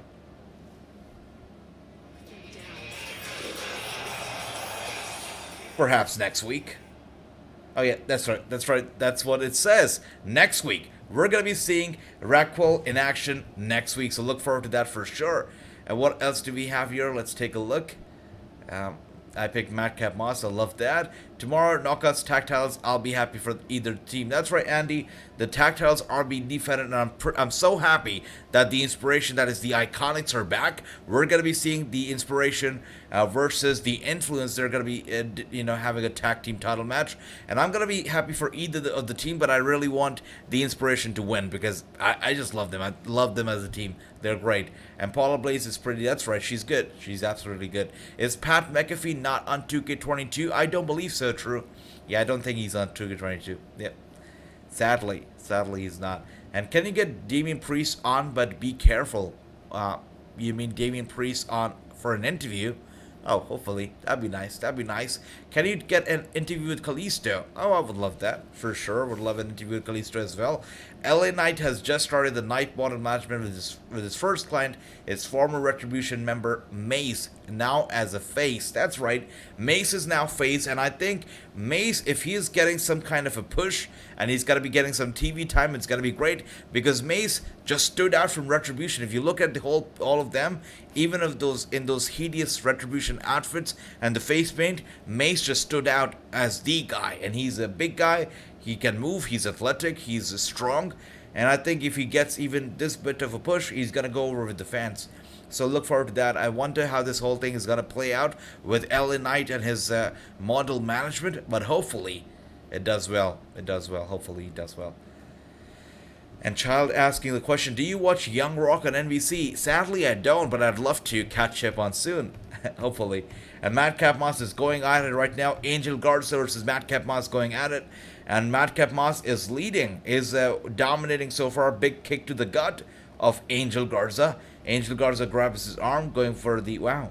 Madcap Moss is super athletic. Not only is he strong, he's pretty athletic. Look at that bulldozer right there into Garza. And Garza goes down. FMC, I'll see you soon. I love Art Rod. That's Raquel Rodriguez. She's good. For sure. Super good. I can't wait to see her on SmackDown. I can't wait to see her competing here and dominating. Cannot wait for that Raquel versus Charlotte Flair match one day. Hopefully even a Raquel versus Ronda Rousey match. That'd be super nice for sure. And what is Raquel's name this week? That's right. What is the name? I don't know. The name I think is still Raquel. The accent is a question. We'll see what happens. And I see Child wants the audio, so I'll pull up the audio here for sure. And Angel Garza is dominating right now, as we see here. It's got to be temporary because there's no way that Angel Garza is winning this one. Madcap Moss has got to win. AJ Diana Perez could still do her Champ Challenge with the ROH Women's World Title. But again, if it's only one title, then it's not a Champ Challenge, then it's only a Champ Challenge. So that's going to be a little bit of a difference right there. And good to see you, Wrestling Crazy Me. Good to see you. Welcome to the stream. Hassan, good to see you, brother. Welcome to the stream. Welcome. And I hope you're enjoying SmackDown, you guys, right now. And Diana Perazzo and Andrade and Taya and Pango at Triple Mania. So looking forward to Triple Mania. It's going to be a good pay-per-view for sure. And Madcap Moss, as we see here, is in control. Maria wants her Kiss Cram trademark back. Does she? Oh, that's nice. Maybe she has something in plans for WWE. You never know. And Madcap Moss plants him down hard, going for the cover right there. 1, 2, and a 3. And Madcap Moss with a pin right there. Sweet stuff. And the Lumberjack match has not happened yet. Not yet, brother. Not yet. When is Big E coming back? You know, he's out with an injury, a terrible injury, but you know, God's sake, he's safe, and it was not as bad as a lot of people feared, and I'm pretty sure Big E himself feared. It's not as bad, but I think it's gonna take a while. Probably the end of the year. It's definitely gonna take a while. But hopefully he recovers soon. And Ricky with 3 for 1. Beautiful stuff. Randy Orton anniversary this Monday. Crazy the promo did mention arm wrestling match with Bobby and Omos. That's right. The Randy Orton thing, the fact that he's completed 20 years in the WWE is mind-blowing. And as you'd expect, Happy Corbin, who's not so happy right now, comes after Madcap Moss and starts attacking him out of nowhere. Big E will not be back. That's right, absolutely. Raquel was Gonzalez last week. Now it's Rodriguez again. It's funny how they just cannot decide on the name. Is it Gonzalez? Is it Rodriguez? Is it Gonzalez? Is it Rodriguez? But I'm not surprised that it's Rodriguez again, because that's basically what her real name is not. So they got to go with that for sure. Can you interview Tony Khan? I would love to, but I don't know if that's going to be possible, but I would love to. 3 for 1. Beautiful stuff, true. Beautiful stuff. And yeah, great. Whoa, wait a second. Madcap Moss. I don't know if he realizes, but he's been robbed, because Happy Corbin grabs his Andre the Giant Memorial Battle Royal trophy and he's walking away with it. By the way, the whole name, that's right, he's taking the trophy back. But with the whole name, Andre the Giant Memorial Battle Royal, is so long that when I was doing the interview with Jinder, I almost was certain that I was going to botch the name up. But thankfully I did not. But I was certain that I was going to butcher the name. And now Sami Zayn is going to the leader, to the locker room leader, to the tribal chief Roman Reigns' office. Whoa. And with that being said, are you kidding me? We're getting a Papa John's pizza commercial, and that's something that I did not want to see, but we're getting a Papa John's pizza commercial. You gotta be kidding me. And Gary says, how stupid is Sami Zayn? I hope he's one of the first to get released. I love that. Yeah, you know what? Sami Zayn, I mean, I love this guy as a person. You know, the fact that he always, he does a lot of charity. He stands up for the good causes. He's not scared of what, you know, the people would say. He was not scared of what the investors would say, what the WWE would say. Whenever he's got to fight for a good cause, he does it, and I respect him for that. Absolutely do. And he's a great wrestler. We've all seen him. The work that he's done with NXT, he's done a fabulous job, you know, back when he was in NXT. But now it's just a joke. Whatever he's doing now is just self-deprecating and is so stupid. So I hope that either he gets repackaged, rebooked, I don't know, or gets sent back to NXT and does something there, because right now it's just self-deprecating and it's sad to see his state right now. So Gary, I totally agree with you. I'm not a fan of whatever Randy or Sami Zayn is doing right now. Totally not a fan of that, 100%. And I meant Tony Khan's father. Oh, child, I would love to. For sure, I'd love to do that. And AJ, I think Athena will vacate the Warrior Wrestling Championship against Sky Blue and Shazam McKenzie tomorrow. But why is she doing that, Bobby? Is there a reason behind the vacation? Let me know. And Sami Zayn is a Miz 2.0. I don't know about that, because Sami Zayn right now, he's not a joke. Miz is not a joke. He's a guy that everybody takes seriously. At least I take the Miz seriously. Sami Zayn, though, I cannot. And I wonder if Sami Zayn has lost, you know, the fire in him to actually do better.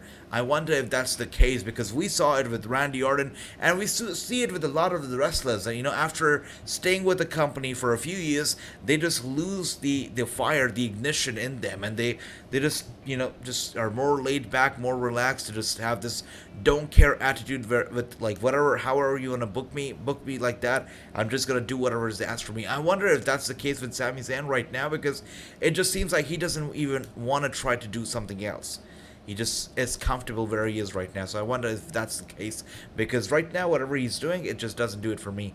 They're building towards Roman versus Drew. That's right, Drew. It seems like it. But I'm just glad that Drew McIntyre has moved on for the whole Madcap Moss and, you know, Happy Corbin stuff, and he's doing something more serious, which is great. But I do not expect Drew to win. I do not expect him to defeat Roman Reigns at all. But again, we are going to the UK, and Drew McIntyre, who sadly never had his WrestleMania moment. I mean, he had his WrestleMania moment, but did not have it. I mean, you know, usually at WrestleMania, what you get is when you win the championship, you get a standing ovation from the fans, you get big pyro, whatnot. What Drew McIntyre got at WrestleMania after his big win and the main event of Mania was actually Big Show. Big Show came out and he wrestled Drew McIntyre for the title right after his big win. So it's sad what happened with Drew McIntyre at WrestleMania 36. But hopefully they're going to the UK, and hopefully he gets his movement. Maybe a Money in the Bank cash in the UK show on Roman Reigns, and that's how he wins one of those titles. Maybe. Let's see though. We'll see how that goes. And right now we are getting a Make-A-Wish video package, and that's nice. And True says Papa John's is trash because of the racist owner. Wow, I had no idea that there was something going on with the owner right there, True. I had no idea. I'm definitely not going to be supporting that organization anymore. Thanks for letting me know. And Chris says, AJ, can you interview Chris Dickinson or Alanson K? For sure, Chris, absolutely. Thanks for letting me know about the names. Definitely will try to get in touch. If Sami Zayn were to get released, Kevin Owens would be upset. That's right, his best friend indeed. And we've seen it. Kevin Owens does not go to Saudi Arabia because he is there with his best friend, shoulder to shoulder. He's there, you know, for him all the time. And even though Saudi Arabia offers all the crazy money, Kevin Owens has never fallen for the money. He also stands up for what's right, and what's right is, you know, of course, what Sami Zayn stands up for. And with that being said, guys, we are back locker room again.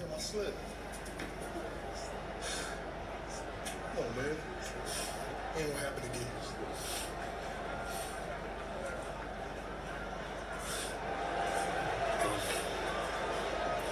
I tried the chief.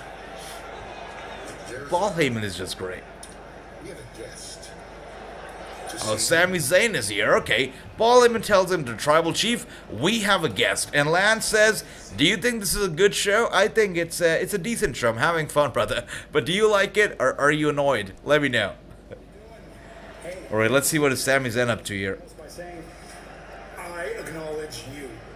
I do. I acknowledge you. Wow. I say I'm a big fan. I agree, true. He is there for the check, indeed. And the Superman punching, it is great. You know, there's no dispute. Roman Reigns, head of the table. That's right. No question about it. You know what some people sometimes forget? Is that Sami Zayn, in addition to being the master strategist, is also the locker room leader.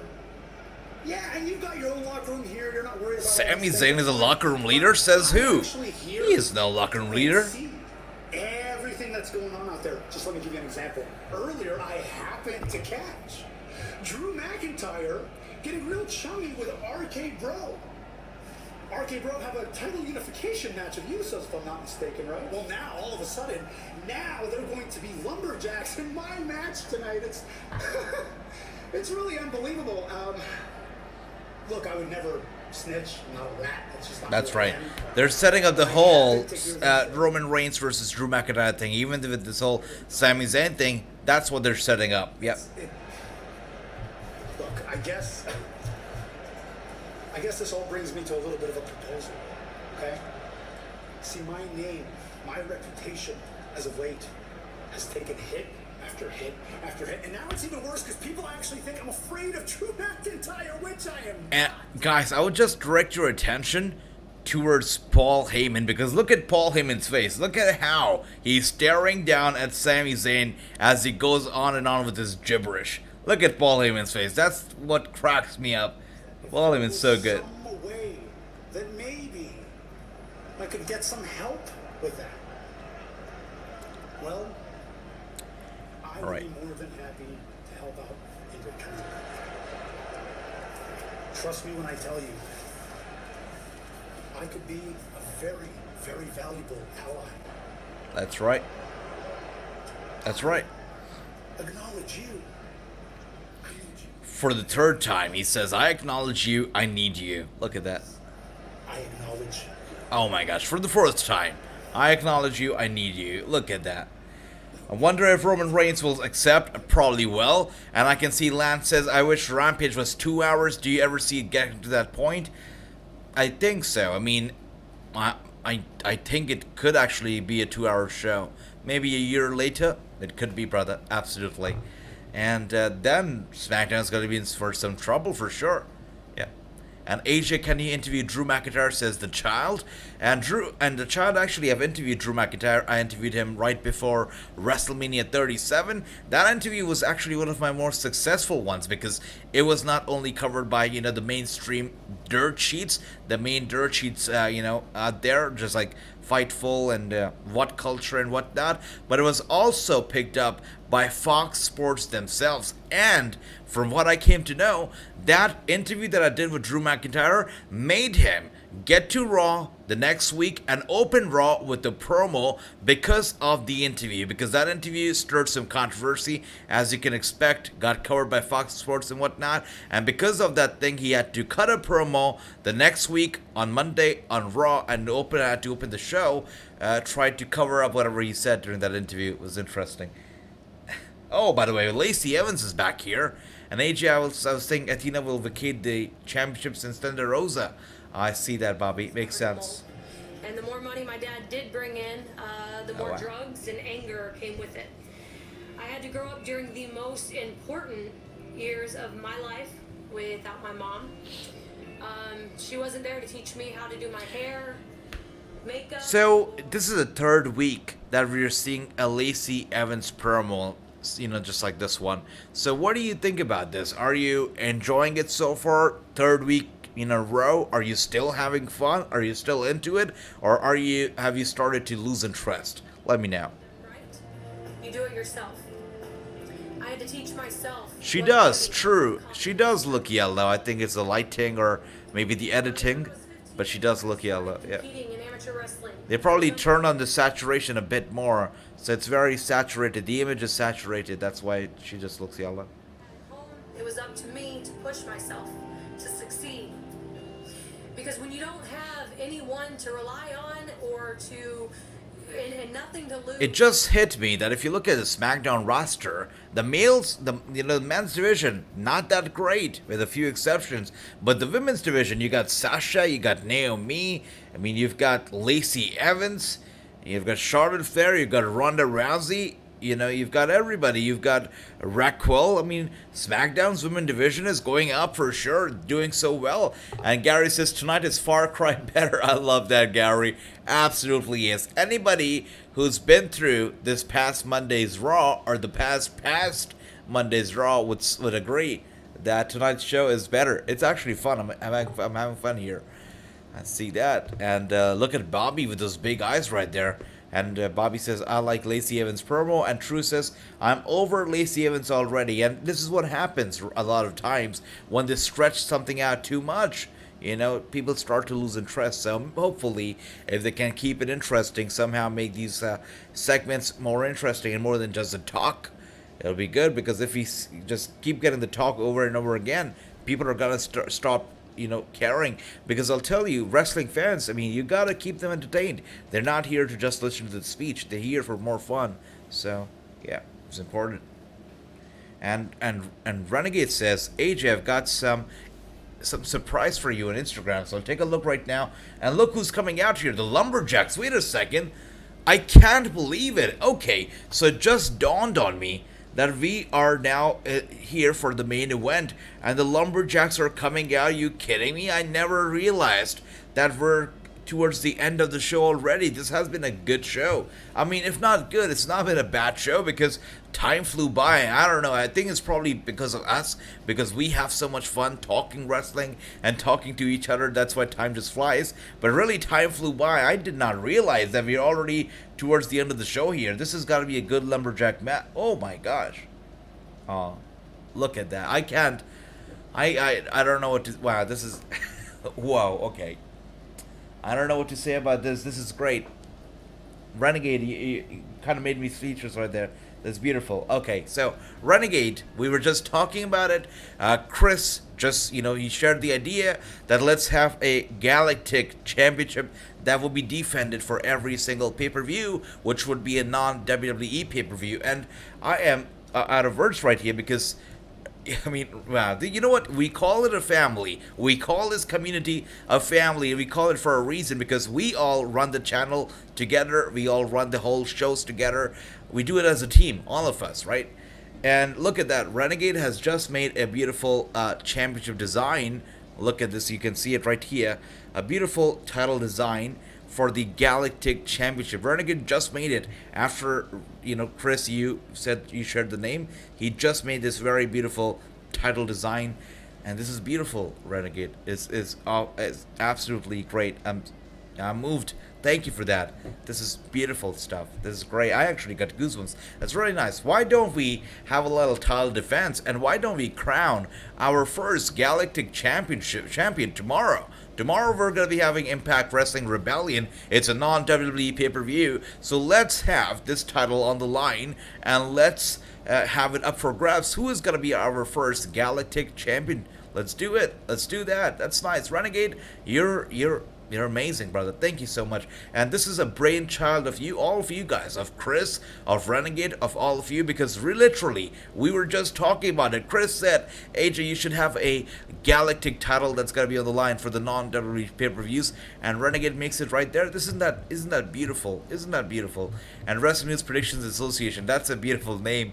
And you look at that. We also have a name right there, the WPA. You guys are geniuses right there. Beautiful. Thank you so much. As I said, it's a family. We run this whole thing together. So the titles, the name, the Wrestling Prediction Association is a very good one. It's a very good one. Thank you for that, Andy. Thank you. And Chris, Renegade, everybody, thank you so much. You guys are awesome. Thank you. And what else do we have here? Let's take a look. Andy says the second week promo from her was the best she had done. There's no reason for her. That's right. I agree. The second week's promo was very nice. I actually got a bit too emotional after listening to the promo. That's very heartfelt, very emotional. It just felt very real. Now, if she keeps doing it, people are gonna lose interest and they're gonna stop caring. And I don't think they want that. So they better stop now. They better stop. Look, AEW has better wrestling matches. WWE has better storylines. Says Child. Yeah, kind of true. And where is Shinsuke Nakamura? Oh, Shinsuke Nakamura. We know what happened with, his partner unfortunately got injured, right? So since then, Shinsuke Nakamura has really not been seen. We've seen him perhaps once, but none other than that. So Rick Books is out with an injury, and he used to be the guy who used to, play the guitar for Shinsuke and whatnot. But, wow. Okay, wait a second. Beat the Clock I Quit Challenge is taking place next week between Charlotte Flair and Ronda Rousey. I don't know what that means. Beat the Clock I Quit Challenge. They're not going to be wrestling. Ronda Rousey is not wrestling on SmackDown, is she? I cannot see her wrestling for sure. That's going to be interesting. Okay. We'll see how that goes. Nakamura is just back after getting knocked out. I see that. Oh, he's back. You're right, True. He's there, ringside. Good for him. Good for him. I predict pain for Sami Zayn. I love that, Gary. Yeah, there's got to be pain for sure. But I'll tell you what. Nakamura, when Rick Books got injured, I was heartbroken for Rick Books. But I was happy because I thought Nakamura is finally got to be his own man and he's got to be stepping away from the shadow of Rick Books. Right now, I mean, when Rick Books was around, it felt like Nakamura was super comfortable. All he had to do was come out to Rick Books, have him in the corner, and life was easy and nice for him. I wanted him to be his own man. I want him to do something on his own and not with the help of Rick Books. So hopefully, now that Rick Books is unfortunately away with an injury, we get to see Nakamura being his own man once again and doing things as himself as he used to earlier. AJ Slammiversary is July 19th in my hometown of Nashville. That's awesome, Chris, and you gotta go there, brother. You gotta go there. That's beautiful. Amazing. July 19th.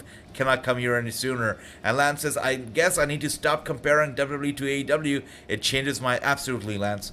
I totally agree, brother. Yeah, that's what I try to do. I tune into these shows and I try my best not to compare either of them, right? Independent to these companies, I try not to do it because it's a whole different product, right? Just like we spoke about a few days ago. The AEW is catering to a different kind of an audience. Yes, there is a lot of mutual fan base between the two companies, but AEW is directed towards a whole different kind of an audience. But slowly, I think also it will be directed to a more casual fan base too. But so far, it's more about the hardcore fan base, the people who love pro wrestling, as they like to say. So yeah, absolutely. And once again, Renegade, Chris, Andy, thank you for the beautiful, beautiful title. Renegade, you are so creative. Thank you. I cannot appreciate you guys enough. And tomorrow, the Galactic title is going to be on the line. And for the Rebellion pay-per-view, so make sure to be here. And I'm going to be there ringside. Just like I said, we're going to be ringside for every single major show. And tomorrow, I'm going to be there for the Impact Wrestling Rebellion pay-per-view. I'm going to be there ringside calling the action. And we're going to be making it a lot more fun than the Raw Watchalong. You know, the Raw Watchalong was so much fun. We had fans booing, fans cheering, chanting. We had Byron Saxton. I was there at commentary. This time, Rebellion, we're going to take it up a notch. Make it even more interesting, just like that. And what else do we have here? Let's take a look. What else do we have here?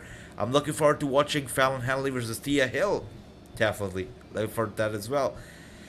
And Shanky versus Ricochet is happening for the U.S. title next week. I look forward to that match. And I don't think Shanky's going to win. But hopefully, and I hope so, that maybe we see a feud between Jinder and Shanky. I don't know. I don't know how to book Jinder or Shanky anymore. Because I actually am certain that they've given up on Jinder altogether as the main event guy, as the guy, as a guy who should be having any gold. I think they've given up on Jinder. But Shanky, I don't even know if they even started to believe in this guy. Even though he's tall, he's big, he's a good guy. I don't think the WWE even believes him or even started to ever believe in him. I doubt it. I totally doubt it. I want to see Kylie Ray versus Natalia Bobby. That'd be a nice one for sure. And with that being said, guys, get your predictions in right now. Chris says it already. Chris says that he picks Drew. I gotta pick Drew as well. Two separate matches to see who can make their opponent quit faster. I see that. I wonder if Ronda Rousey's gonna have a match here. Totally interesting. And with that being said, Usos come out. That's right, child. The Lumberjack match is on right now. Right now. And Usos are coming out. So is Roman Reigns also going to be out here? Is he going to be planting the seeds for his potential feud against Drew McIntyre here? I think so. But Usos, the right hand and left hand men of Roman Reigns, are out.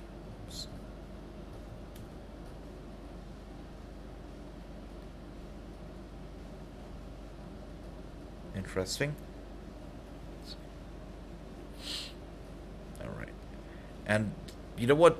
Time just flew by for tonight's show. It really flew by. SmackDown was really a fast show for sure. But Rampage is going to be even better for sure because we've got some big matches taking place tonight for Rampage. Just like I see a question right there from True. He says Cole versus Ishii is taking place tonight, right? Yes, that match is going to be taking place tonight. Adam Cole versus Ishii is happening tonight. So it's got to be a good one for sure. And Ricky says SmackDown is so boring. 4 out of 10, I get looking fall to sleep. That's right, Ricky. Yeah, I'm telling you, I get confused sometimes if I'm having fun because of the show or because of you guys. I'm probably having fun because of you guys, because you make it so much fun for me. You guys are great.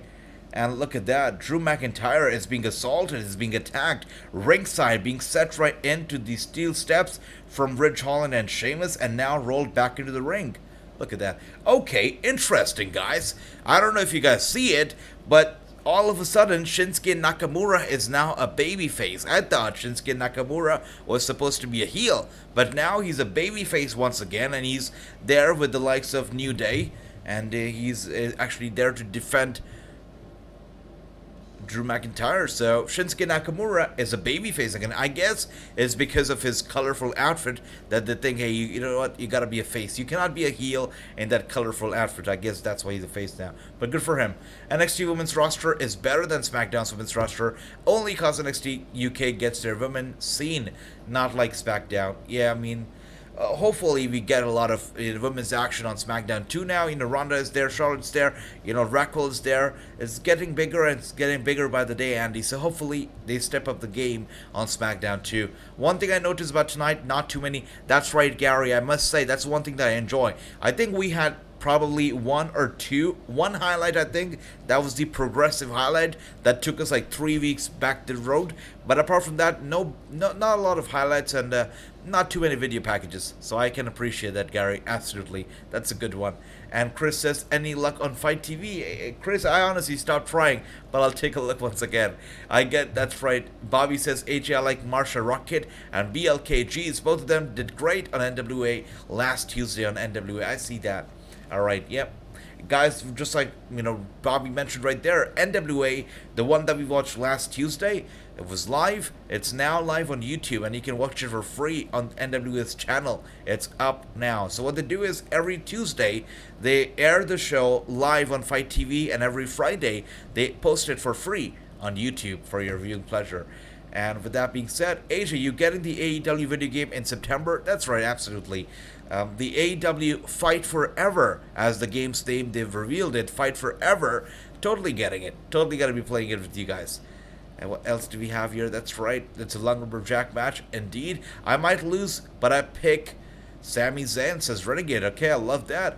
And Renegade says, AJ, I will be here to keep track of the predictions tomorrow night. Renegade, thank you. You're the best. I can never do predictions without Renegade, because you know I'm so bad with keeping up with the comments and keeping up with the predictions and keeping track of the score. So Renegade, he is always here for the rescue. Thank you guys so much. Thank you. That's why I say it's a family running the channel. It's a family channel. That's what it is. I picked Drew. Where is Butch? That's right. Where is Butch? It's a good question, Jason. I absolutely love Nikita Lyons, Bobby. Oh, there you go, Andy.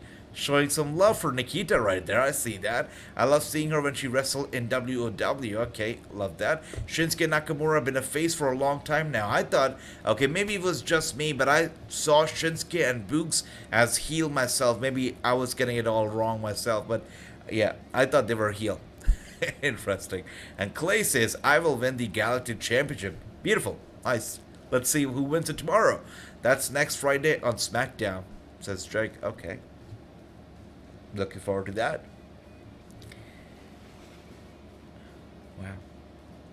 And this Monday on Raw is going to be interesting because we're going to be seeing Randy Orton's 20th anniversary celebration. So there's going to be a lot of, it's going to be a good show, but we're also going to be seeing a lot of Matt Riddle. So I'm not looking forward to Matt Riddle, but I'm definitely looking forward to seeing Randy Orton and how he celebrates the whole thing, the whole occasion. And Stephanie McMahon should come out soon to say there will be an all-women's pay-per-view once again. Andy, I hope so, but you never know.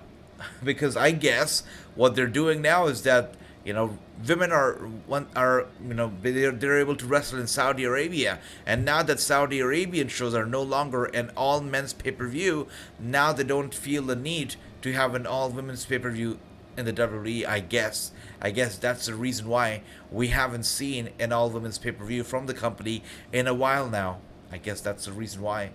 And the child says, I acknowledge you. Thank you for that. Thank you. And as we can see here, Drew is down. Sami Zayn is down. Both of them are trying to get up slowly. And Drew McIntyre staring down at the bloodline as he gets up. And Sami Zayn. Oh, okay. Drew McIntyre going for a belly-to-belly to Sami. And Sami goes down just like that. Look at that. What time does the pay-per-view start tomorrow? It's going to be starting at the same time. I believe 8 p.m. Eastern.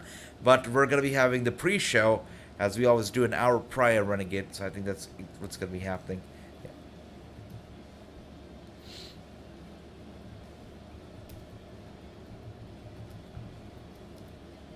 Yeah, 8 p.m. Eastern indeed.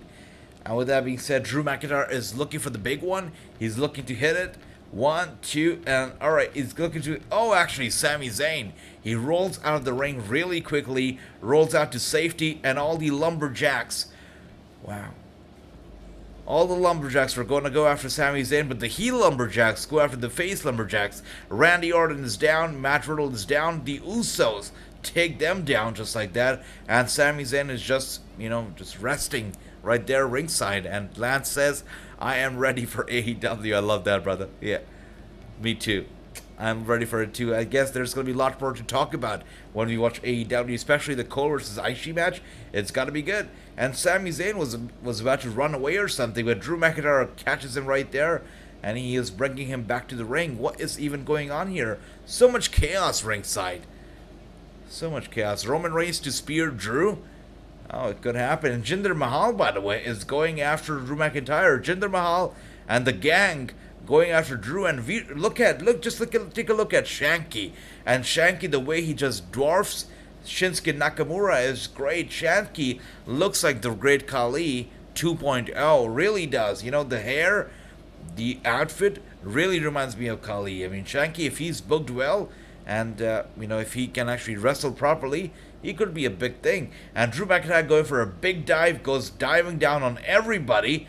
And who is that? Was that Xavier Woods? Xavier Woods did not... No, I think that was Kofi Kingston. Kofi Kingston did not even get touched, but he also fell down. Just team spirit. You know, everybody goes down, and so does Kofi Kingston. He didn't even get touched by anybody.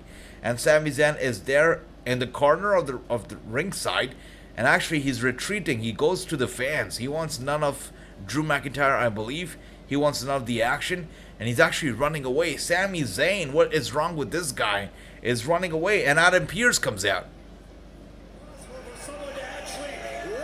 Now, Jason right there with the breaking news. Thank you for that. I'm on tape delay, so I didn't know. Drew McIntyre versus Sami next week is going to be a steel cage match. I don't know why are they pushing this whole thing so much. The whole Drew McIntyre versus Sami Zayn thing. There better be an idea behind this because they're really pushing it. This is the 4th week in a row that we're going to be seeing it next week. Drew and Sami on the show. 4 times in a row. So this better be good. Better be good. And with that being said, Jinder Mahal is going after the former 3EMB member, going after Drew McIntyre in the corner. Drew McIntyre is down, and Jinder Mahal getting his 5 minutes of fame right there. Jinder Mahal and Veer going after Drew McIntyre with those heavy and big boots to the chest of Drew. That's gotta hurt. Where did all the lumberjacks go now? Wow. And Jinder Mahal gonna go for the big one on Drew, and Veer looking on. Drew McIntyre reverses it with a headbutt to Jinder, and just like that, Drew McIntyre makes Jinder and Veer look like nothing. Goes after both of them and standing tall to close the show. Look at that. And what else do we have here? Gary says, I'm feeling generous tonight, so I'm giving it an 8 out of 10. I love that. Super generous indeed, Gary. I love that. And I would like to ask everybody here, what would you rate? How would you rate tonight's score? Would you also... That's right. No, Lance, I'm sorry. Did I say Veer? I meant to say Shanky. That is Shanky. Sorry about that. The friend of Veer Mahan and Jinder Mahal, that is Shanky. That's right. And Ricky says boring end. And Shanky, that's right, it's Shanky. And Shanky's down, Jinder Mahal is down, and Drew McIntyre with the sword climbs the turnbuckle right there, showing off, and that's how we close the show. So no Roman Reigns, nothing crazy with the bloodline. They didn't really plant the seeds for a Roman versus Drew feud here tonight. Perhaps next week in that steel cage match, but nothing tonight. Tonight was nothing major. It didn't do anything major story-wise. But it was a nice little, I believe, a nice little appetizer before we go to the main course. That's going to be Rampage and NXT Level Up. So let's go in and let's watch those shows now. And I can see here, Jason gives it a 7, and Dale gives it a 7. Renegade gives it a 4. I love that for SmackDown. This is an 8. Says 8. Says true. And Lance says your commentary was great. The show was extremely lackluster. And next week we're going to be seeing Ricochet versus Shanky for the Intercontinental Championship. So let's see how that goes. And Beat the Clock I Quit challenge between Charlotte Flair and Ronda Rousey. I cannot believe that we're going to be seeing Ronda Rousey in action next week. So we'll see how that goes. And 10 out of 10 for Sasha Banks and Naomi, says Bobby. And 9 out of 10 overall SmackDown. That's very generous.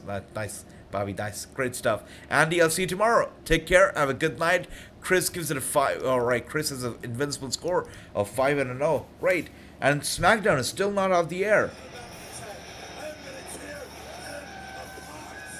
Actually, Drew McIntyre was just talking some trash into Pat McAfee's microphone right there. Sweet stuff. Alright, sweet stuff, guys. So overall, the average rating for the show, I guess, it's about a 5 out of 10.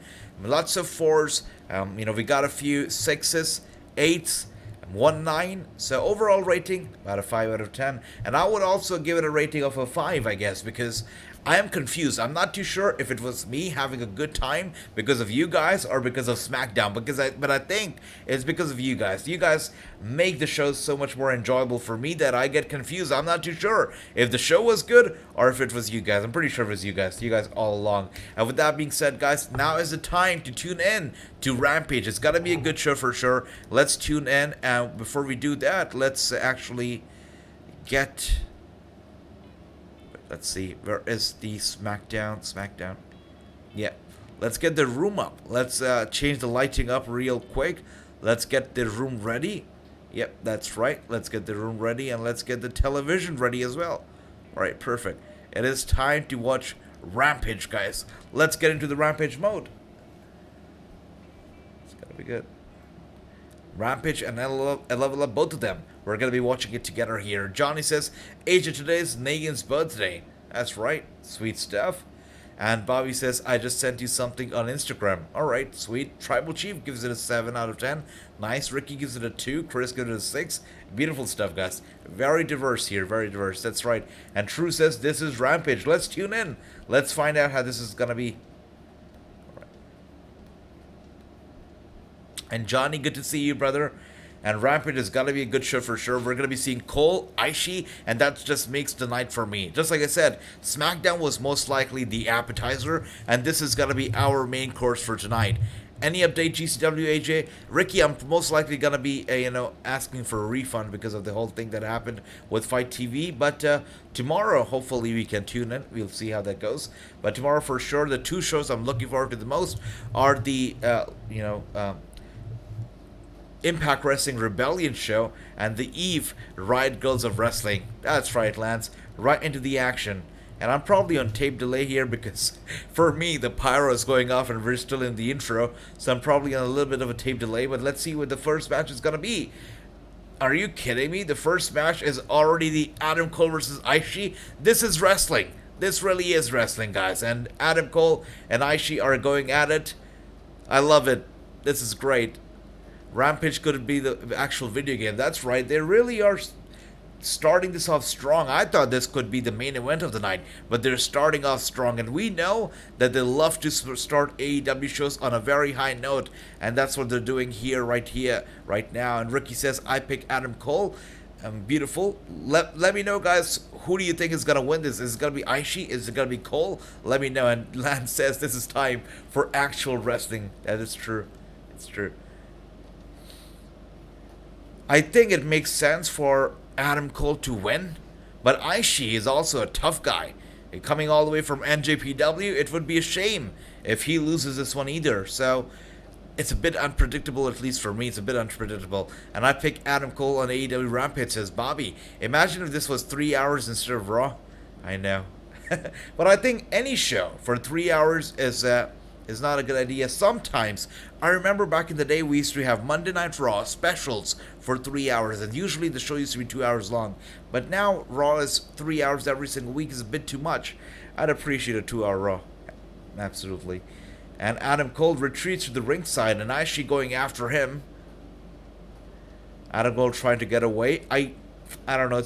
It's unpredictable for me, because I think I'd like to see Ishii win this one, but Adam Cole, I don't see him losing either, and I don't see Ishii losing either. So I don't know. And True, with a very valid point there, says that a loss will not hurt Ishii. It's true, but it will hurt Cole. That's right. I guess that makes sense. I guess that's the reason why you guys are all picking Cole right there. Better judgment. Good stuff. Yeah. Cole has a reason, big reason to win, and he just shoves Ishii right into the barricade, and barricade pushes back into the fans. Ishii's hurt, and Cole has an upper hand right there. Good for him. With that being said, let's also tune in to Level Up and see what's going on right now on NXT Level Up as well. And Jason says, I think Ishii's injured. That's right, I saw it too. But maybe he's just selling it pretty well, because we know Ishii's a good seller. He does sell off his opponent's moves really well, and that could be the case right now. And Renegade says, Cole's gotta win.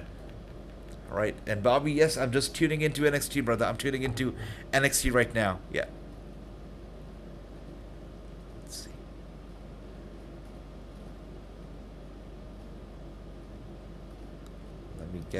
That's right. And Cole right now has Ishii in a headlock. Look at that. That's a very solid headlock right there. Ishii looks like he's in trouble.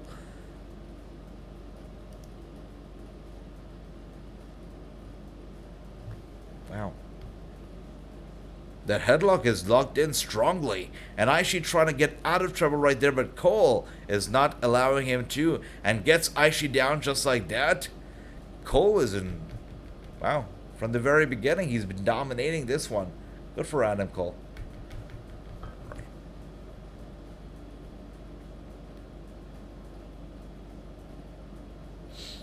And anybody here watching NXT Level Up, let me know how you feel about this show tonight. Of course, Level Up is also a little show that goes head-to-head against Rampage, but it's only 30 minutes long, so Rampage is definitely going to be the show of the night here.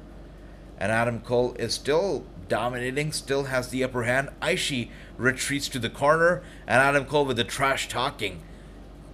Wow. Look at that. Playing mind games right there with Ishii. And Ishii is not happy. Look at the look on his face. He feels disrespected for sure. And AJ, I look forward to watching Ivy Nile and Lash Legend. Absolutely. Me too, brother. And I look forward to watching Ivy Nile on NXT UK. It's got to be great as well. And they got to make the club elite strong going forward. True, absolutely. But I really, really, really want to see Kenny Omega come back and do something, because for me, the whole club thing and the elite thing is kind of I'm kind of losing interest. So hopefully, especially if you talk about the Young Bucks, I'm losing interest. So hopefully Kenny Omega comes back and reignites the whole thing.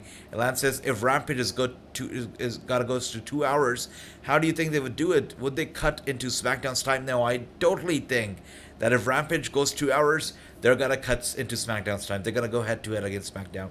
I do believe so. And because if you look at it, look at us, right? We all look forward to Rampage because we know Rampage puts on some good wrestling. And if you look at SmackDown, a lot of the times it's lousy booking, and they just get a bit too relaxed because they know nothing's going head to head, and they can be a bit more relaxed. So I feel like they're gonna be doing it. They're gonna go head to head against SmackDown once they're ready. Right now, I don't think they're ready, but maybe a month, 6 months later, a year later, I think they'd be ready to do it.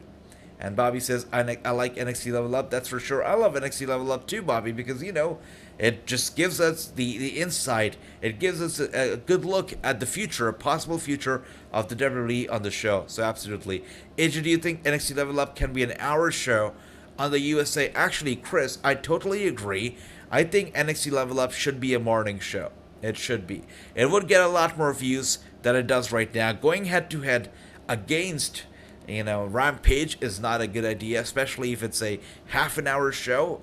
But up and coming stars, it's a bad idea. So Saturday morning slam, NXT Level Up, yeah, it should be a Saturday show. I think so, totally think so, Chris. And with that being said, we're actually here in picture-in-picture mode, which I miss so much because we get picture-in-picture in NXT, right? NXT 2.0, we get a lot of picture-in-pictures. But if you talk about SmackDown, there's no picture-in-picture at all. AJ, do you think Angel Hayes and Myla Grace sign with NXT UK? Both of them get used all the times on NXT UK. Good for them. And Lance says, love your analysis. Thank you for that, brother. When you say they're not ready, what do you mean exactly? How so?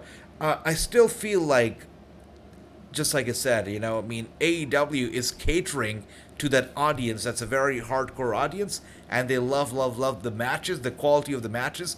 But WWE, the reason that they still have the upper hand and they still win a lot of times when it comes to the ratings is because of the casual audience and because of the casual fans and the fans that are not so hardcore when it comes to wrestling, right?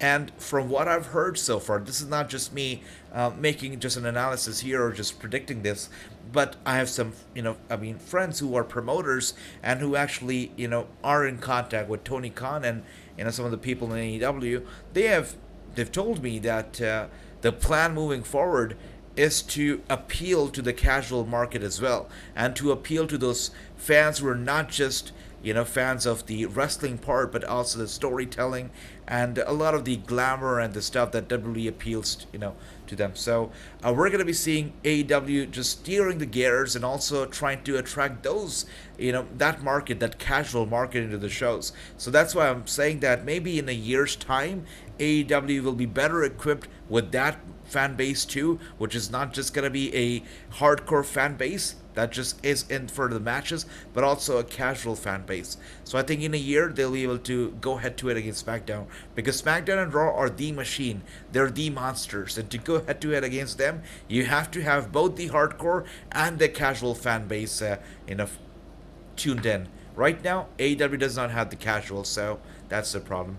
But I think in a year's time, they'll be better equipped. And look at that, Adam Cole with the big kicks, and down goes Ishii. Ishii is taking a beating here. And the roster, that's right, Lance, that the roster is solid. The roster is beautiful. And they have ROH, they've got NJPW with all the collaborations. The roster is incredible. But the fan base is what I meant. Yeah. Mustafa, good to see you. The last time WWE did not need competition in order to book better show was during the Ruthless Aggression era. That's right, true. 100%. Absolutely agree, man. And you know what? You just mentioned Ruthless Aggression, and I got goosebumps. Because that era, and whenever I read the term Ruthless Aggression, in my head I just hear John Cena's voice, and I see that picture, that video of Cena with the microphone in hand saying Ruthless Aggression. That's what I've got. I mean, what an amazing era that was. Great times, good times indeed. AJ, do you think Ivy Nile and Lashley will have more matches in the UK since they do good? I think so. Especially now that WWE is going to the UK, I think we're going to be seeing a lot more stuff on NXT UK, and we're going to be seeing a lot more stars on the UK show, for sure. So Ivy Nile and Lashley will do great there, and if they're well received by the UK audience, I think we're going to be seeing a lot of them on the shows. And Adam Cole could be looking to finish this one right there, and he goes climbing the middle rope. He could be going to go for the big dive here, and I'm not too sure about that. And that's exactly why I was not too sure. I call this a high-risk maneuver. And look at that. These guys are crazy. We've seen the same trade with a lot of the wrestlers. We see it with Suzuki. The more you chop the Suzuki, and you know, the more fired up he gets. It seems like you chop him and you give him more energy. And that's what you saw with Ishii. Adam Cole super kicked him, but it just, you know, ignited the fire in Ishii, and he just went to the another level right there. And he actually turns the tables around and gets Adam Cole down. And Lance says, okay, I understand, they'll certainly have to tone down the blood. Absolutely, Lance, absolutely. And you know, the bigger part of casual fans are the younger audiences, the teenagers, the younger audiences. They bring in a lot of money, and they bring in a lot of views for sure. So that's for sure. They will have to tone down the blood. They'll have to tone down the language as well. 100%, because blood especially, we see a lot of blood in AEW, so that's something that they'll have to work on.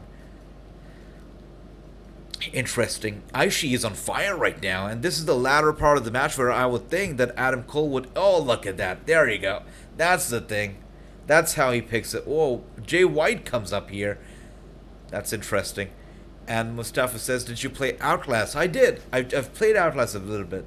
And just like that, with the low blow, that had to happen. The distraction, it had to happen. Low blow to Ishii with a big kick to the back of the head. And he goes for the cover, and he picks up the win. That's right, Jay White here, causing the distraction. And Adam Cole picks up the big win. The club going strong. Beautiful stuff. I'm watching Rampage on cable and NXT Level Up on my smartphone. Tony, I love that, brother. I love that. I'm watching both of them on my laptop right now. And look at that. Adam Cole picks up the big win thanks to Jay White right there. I'm looking forward to watching Ivy Nile matches on NXT UK, Bobby. Great stuff. Me too. Me too. Oh. Jericho Appreciation Society once again. Allowed in? You guys aren't allowed in. Okay. Who says? Hold on. This isn't a real thing, okay? Management knows that we run this company. This is my show. This is Rampage. I am so over in Pittsburgh. People can't wait to see me. You understand? Okay? So keep this in mind. I also make more money. Do you guys see this guy chewing on gum like that? That's funny as hell. Keep your mouth shut and let us through. You dig? Yeah, you dig. Wow, the security, the staff members not allowing Jericho Appreciation Society in the building. I'm a sports entertainer. I know what to do. Wow, look at that. Sports entertainers are not allowed in the building. Interesting. AJ, do you think AEW could have an international training program like WWE has with the NIL? Would be nice, and I think they would benefit from it. But you know what, Chris? I've had contacts with AEW, and you know, before they had the whole Satnam Singh debut and whatnot, before they started recruiting Indian wrestlers, I spoke with them, and at that time, the impression they left on me was that we're not looking to, you know, go big in India right now. That's not a market we're focused on. So I guess they first need to know what they're looking at, because internationally, I think AEW has done a tremendous job in the UK, in the US, in Canada. They've made a name for themselves, but internationally, they've done little. In India, AEW does have a live television deal. It airs live on TV in India and a lot of other countries every single week, but I think they have done very poorly to market their program overseas, especially in countries like, you know, India and the Saudi, the Middle East. They gotta do better for sure, Chris. That's a good question though, but they gotta do better internationally. Yeah. And what else do we have here? Let's see. Getting tired of the Adam Cole low blow. That's right, Glance. We see those low blows a lot now. And I think that match, the Ishii versus Cole match, I thought that was going to be a great match. And it was a good match. But I wouldn't call it a great match. How would you rate that Cole versus Ishii match? Did it fall below your expectations, or did it meet your expectations? Let me know. And True here with a comment here. Let's see what else do we have here.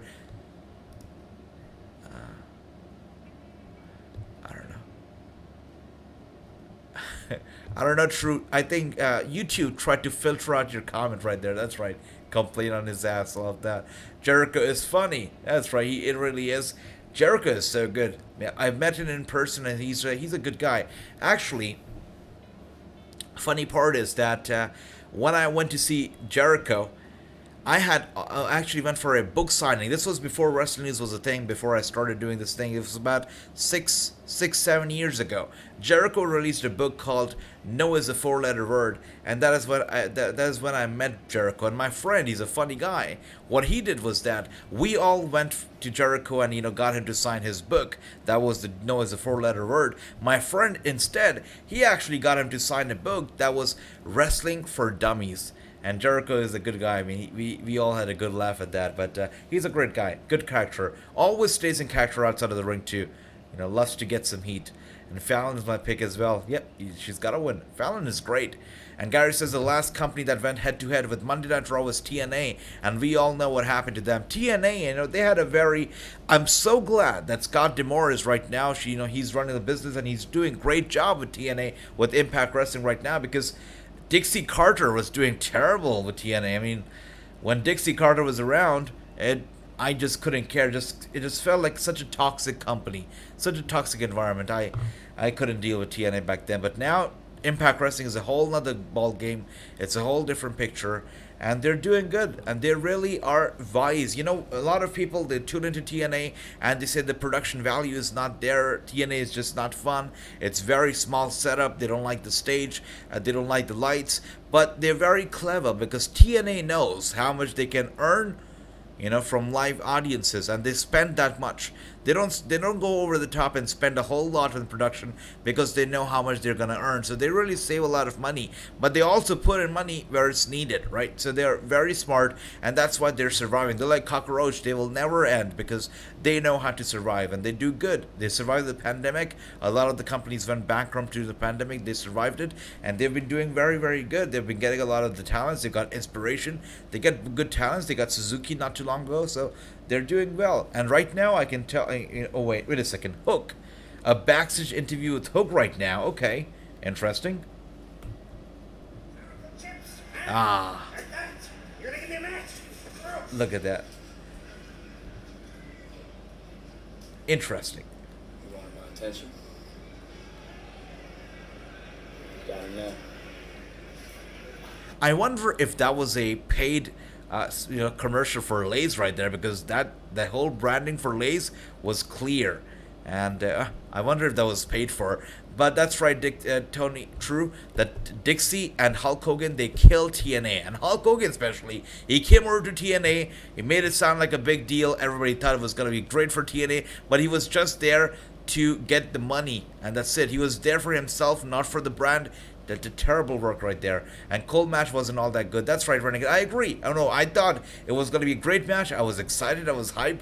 But, the way it ended, not the greatest way it ended. And also, it just wasn't... Didn't live up. Didn't live up, really. And Hook and Danhausen, I'm looking forward to that one. It's going to be interesting, because we've seen that Hook really put on some great matches. But Danhausen is an interesting guy. Is interesting in the ring, outside the ring. So, looking forward to the whole thing. And Renegade says AEW has everything going good for them. If any company can go head-to-head with WWE, it's AEW. It's true, but the international market is such market where it's going to be very hard for them to actually pick up on. I'll tell you. Wait a second. Is this match already over? It just started, dear Lord. It's got to be over already. Yep. There you go. Over already. Beautiful stuff. Wow. That was really quick, but hey, even the match is over. This guy's still not done. Big chokeslam once again. He's gonna go for another one. Picks him up once again. He's gonna go for another third chokeslam. Are you kidding me? Wow. And a third one right there. Look at that. Beautiful stuff. Yeah, you guys are on fire. Tony, on fire. True. 6-1. That's an incredible score. Yep, you guys are all right. All different predictions were right. And he's still not done. Archer is still not done. Picks him up once again. Actually, he's done. This time, he's done.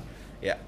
And I'll tell you, I'll speak, Renegade, you said that AEW is a company that can beat WWE, that can go head-to-head against them. I agree. But I'll talk about India for a second once again. In India, a lot of people know WWE, of course. Everybody knows WWE in India. But a lot of people know Impact Wrestling. but barely do people know AEW. So AEW really has to do a lot of work when it comes to the international market. You guys must have seen WWE really boasting about how WrestleMania 38, it outshined the Super Bowl. You must have seen the stats. They've been shoving the stats down everybody's throat. I'll tell you, I don't know if anybody's watching this right now. I actually, get press releases from the WWE as well, to share with everybody. I get press releases straight from the company. I got a press release for how WrestleMania beat the Super Bowl, but I never put the press release out there. I never shared it because I don't even see it as a legit win. Because if you look at WWE and Super Bowl, WrestleMania, it's different. Super Bowl is directed towards the American audiences only, right? It's an American extravaganza. Nobody in the world calls football, soccer, right? Nobody does that. Only America does that. And they have a different kind of football going on. So Super Bowl is a very American extravaganza. WrestleMania is a global extravaganza. So to compare WrestleMania's social media stats or their viewership to Super Bowl, I think it's a joke. So good for them, though. I mean, I am happy as a wrestling fan. I am so happy that WrestleMania beat Super Bowl. But the comparison is just uncalled for. I don't think it's a valid comparison at all. And everybody says that Kingston is their pick to win. I love that. That's right. I think so too. He's got to win. And Tony says main event on Level Up, Dante Chen. That's right. And Dante is my pick to win for sure. And Kingston, that's right. And Tony says Hayward is their pick to win. That's interesting. And Chris says Kingston and Hayward. Okay, so I'm probably going to be wrong. I picked Dante Chen. Dante Chen, I got a lot of love for him. He's the first ever Singaporean star in the company. So got a lot of love for Dante right there. And Jonathan says, I just woke up from a drunken but joyous slumber. Have I missed anything? Jonathan, good to see you, brother. It's been a good night of wrestling. We saw Cole, versus Ishii early on Rampage. We saw a very quick match with Lance, and right now we're down to a Eddie Kingston match. So you haven't missed out on a whole lot. You can catch up. Not too bad. Not too bad, Jonathan. Good to see you. I like Hayward to win on NXT Level Up. There you go, Bobby. Let's see if he actually picks up the win. The Super Bowl is for commercials. That's right. Absolutely true. 100%. Kingston, yeah. Kingston's got to win. He's got to win for sure. And Kingston is bringing it. Dominating so far with a big knee to the face of the poor guy. Kingston is on fire, as you'd expect. Yep, he is good.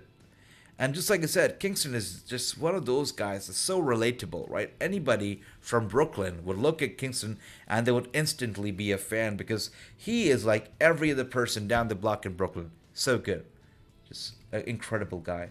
I got a lot of respect for this guy.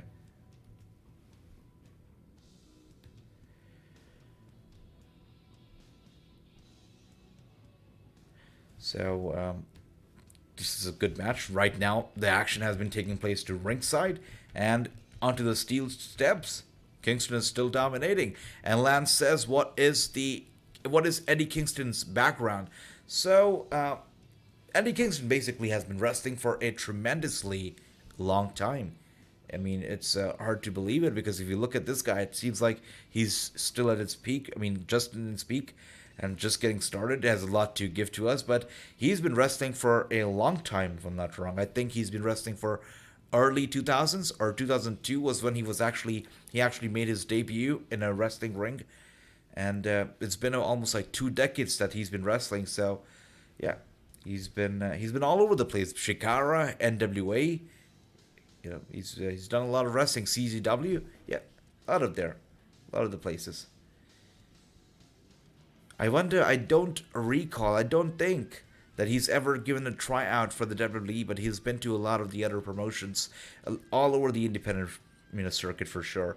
Look at that. He is dominating so beautifully right there. Good stuff. Good stuff. And my NXT Level Up stream is just lagging tonight. Anybody can let me know what is going on with the Dante Chen match? Did he pick up the win or did Hayward win? Let me know what's going on there. Because right now, Eddie Kingston, the tables have turned around, and he is down right now. Surprisingly, a little down. Kingston up off the And Bobby says, Age, I'm looking forward to watching Tasha Steelz versus Rosemary for the Impact Knockouts Championship. Absolutely. So am I, brother. So am I. It's going to be good tomorrow. It's going to be great. Rebellion is going to be good. And tomorrow we could be seeing Moose finally drop the title after a long time. After what it seemed like was going to be a forever reign as champion, he could be dropping the title tomorrow. And True says Kingston, Punk, and Joe started around the same time. That's right. They've been wrestling for a long, long time. There are some of the wrestlers that you look at them and you cannot believe for how long have they been wrestling. So, really interesting. And, you know, when I did the interview with this guy, Victor, from The Ascension, I mean, I was blown away when I was doing all the research on him. I was blown away that he was actually one of the Hard Dungeon students. It's crazy. And Victor is such a nice guy. I mean, if you guys haven't checked out the interview, you guys should, because Victor literally took to his social media, his social media, his Twitter, his Instagram, and he posted about how he, you know, our interview was one of the best, or the best interviews that he's ever done, and I knew a lot about him, so it was such a pleasure talking to him. He's a real nice guy. Victor is an amazing guy. Wow, Eddie Kingston going after this guy right there. Or maybe not. And, you know, for the interviews, I'll tell you guys, whenever I have an interview coming up, I really try to get as much information out of the wrestler, of the person that I'm interviewing, as I can, and I try to have as much knowledge as I can. So before the interview, I spend like almost 2 days full, you know, just researching them, looking up every small details about them. It's very important. And that's where the interviews come out so well. And Alex Shelley is wrestling someone in GCW. I am missing out. I think what the problem is right now with my computer, I think it is that it's not letting me watch 2 streams at the same time. That's what's going on here, because I'm having some trouble streaming NXT Level Up while I'm watching AEW, and I had some trouble streaming GCW while I was watching SmackDown. So there's something going on right there. And with that being said, Eddie Kingston is down, but we are in picture. So I expect Eddie Kingston to get back up around the same time we are back from picture in picture. I expect for him to be in control once again. And Bobby says Dante Chen is looking great so far. I told you, Bobby, he will win. He's got to win. And we can see Eddie Kingston still down. Oh my gosh. All right. With that being said, Bodie wins. Okay. Wow. Look at that. Beautiful score. Amazing. Chris with an incredible score all night long, 8-0, great. And Tony also with an invincible 3-0 score. For Level Up, Bodie wins. I was wrong. My prediction took a hit right there. I thought Dante was going to win, but Bodie picked the win. Beautiful. AJ, you should interview Ace Austin. For sure would be an honor. Absolutely, brother. 100%. We'll try to do it. And 3-0 NXT Level Up. And just like I said, guys, we're going to be having some big stars every single Sunday. You know, we have big celebrities coming up, wrestlers coming up, promoters coming up, you know, to do interviews. This Sunday, we're going to be having one of, my friends and a really good promoter in Louisiana area. And she's incredible. And she's going to be, you know, joining us and talking about the Louisiana, by the way, the whole state, New Orleans and all that area, Louisiana is the only state in America that still has the whole wrestling territory thing going on. You know, territories in wrestling, it's long gone. I mean, it doesn't happen anymore. I mean, the whole wrestling scene is all a lot different than it used to be in the 1980s and 1970s. Now, wrestling is not about, you know, territories anymore, as you know. But Louisiana is the only state in America that still works according to those good old days, and it still has a wrestling commission. So in order to be a promoter, you have to get a wrestling license, you have to give exams, you have to get approval from the commission, you have to make a lot of people happy and, you know, make them and convince them that you can actually be a good promoter. There are a lot of rules, and she's going to be here joining us talking about all those rules. It's going to be a very in-depth interview. If you want to know about wrestling territories, how they used to work out, how they work out right now, there is a lot that goes behind the scenes before, you know, you can actually be a promoter, especially in the Louisiana area. And in that interview, you will get to know all about it. So I really highly recommend you guys to check it, because that interview it was very insightful for me. Like, I came to know so much that I had no idea existed, you know, before you have to be a promoter, especially when it comes to territory. So you got to learn a lot, just like I learned a lot during that interview. So make sure you guys to tune in this Sunday. She's going to be here. And then we're going to be having Rhodsingh from Impact Wrestling. He's going to be joining us. He's going to be giving us an answer to Bhupinder Gujjar, because Bhupinder Gujjar from Impact Wrestling was on the show and he talked some trash against Rhodsingh and Mahabali Shera, and Rhodsingh wasn't going to stay back and listen to all of that crap, so he's like, I'm going to be in the show next and I'm going to be answering Bhupinder Gujjar on the Wrassingh show. So he's coming up too, so guys, don't miss out. Big interviews coming out every single Sunday. And look at that, just like I said, by the time we're back from commercial, Eddie Kingston will be back up on his feet, and so he is. Yes, he looks like he's still down. He looks like he's still hurt, but he's got to win this one. He has to win. Oh. And Ricky with a great score, 7-1, 3-0, beautiful. And Bobby, invincible, 3-0, beautiful stuff. And True, I see you. I see you. Oh, dear. Yep, the chest out, and Eddie Kingston going after the guy right there. Picks him up, or maybe not. Wow. But the big elbow strikes to the back of Eddie Kingston. He's down. That's right, the pot belly. Yeah.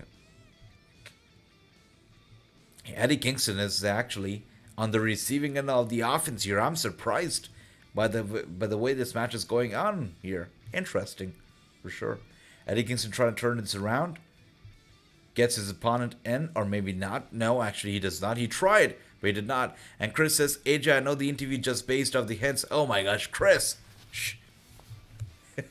Oh, Chris is the one guy I cannot keep secrets from, right? I never told him that I'm going to be interviewing Rhodsingh, but he knew it. He knew Rhodsingh was going to be on the show, and he, I'm pretty sure, already knows who's going to be on the show this Sunday.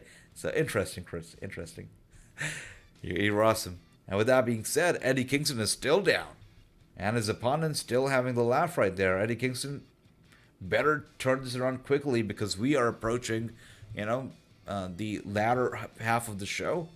So Eddie Kingston better wrap this up quickly. Wow. Look at this.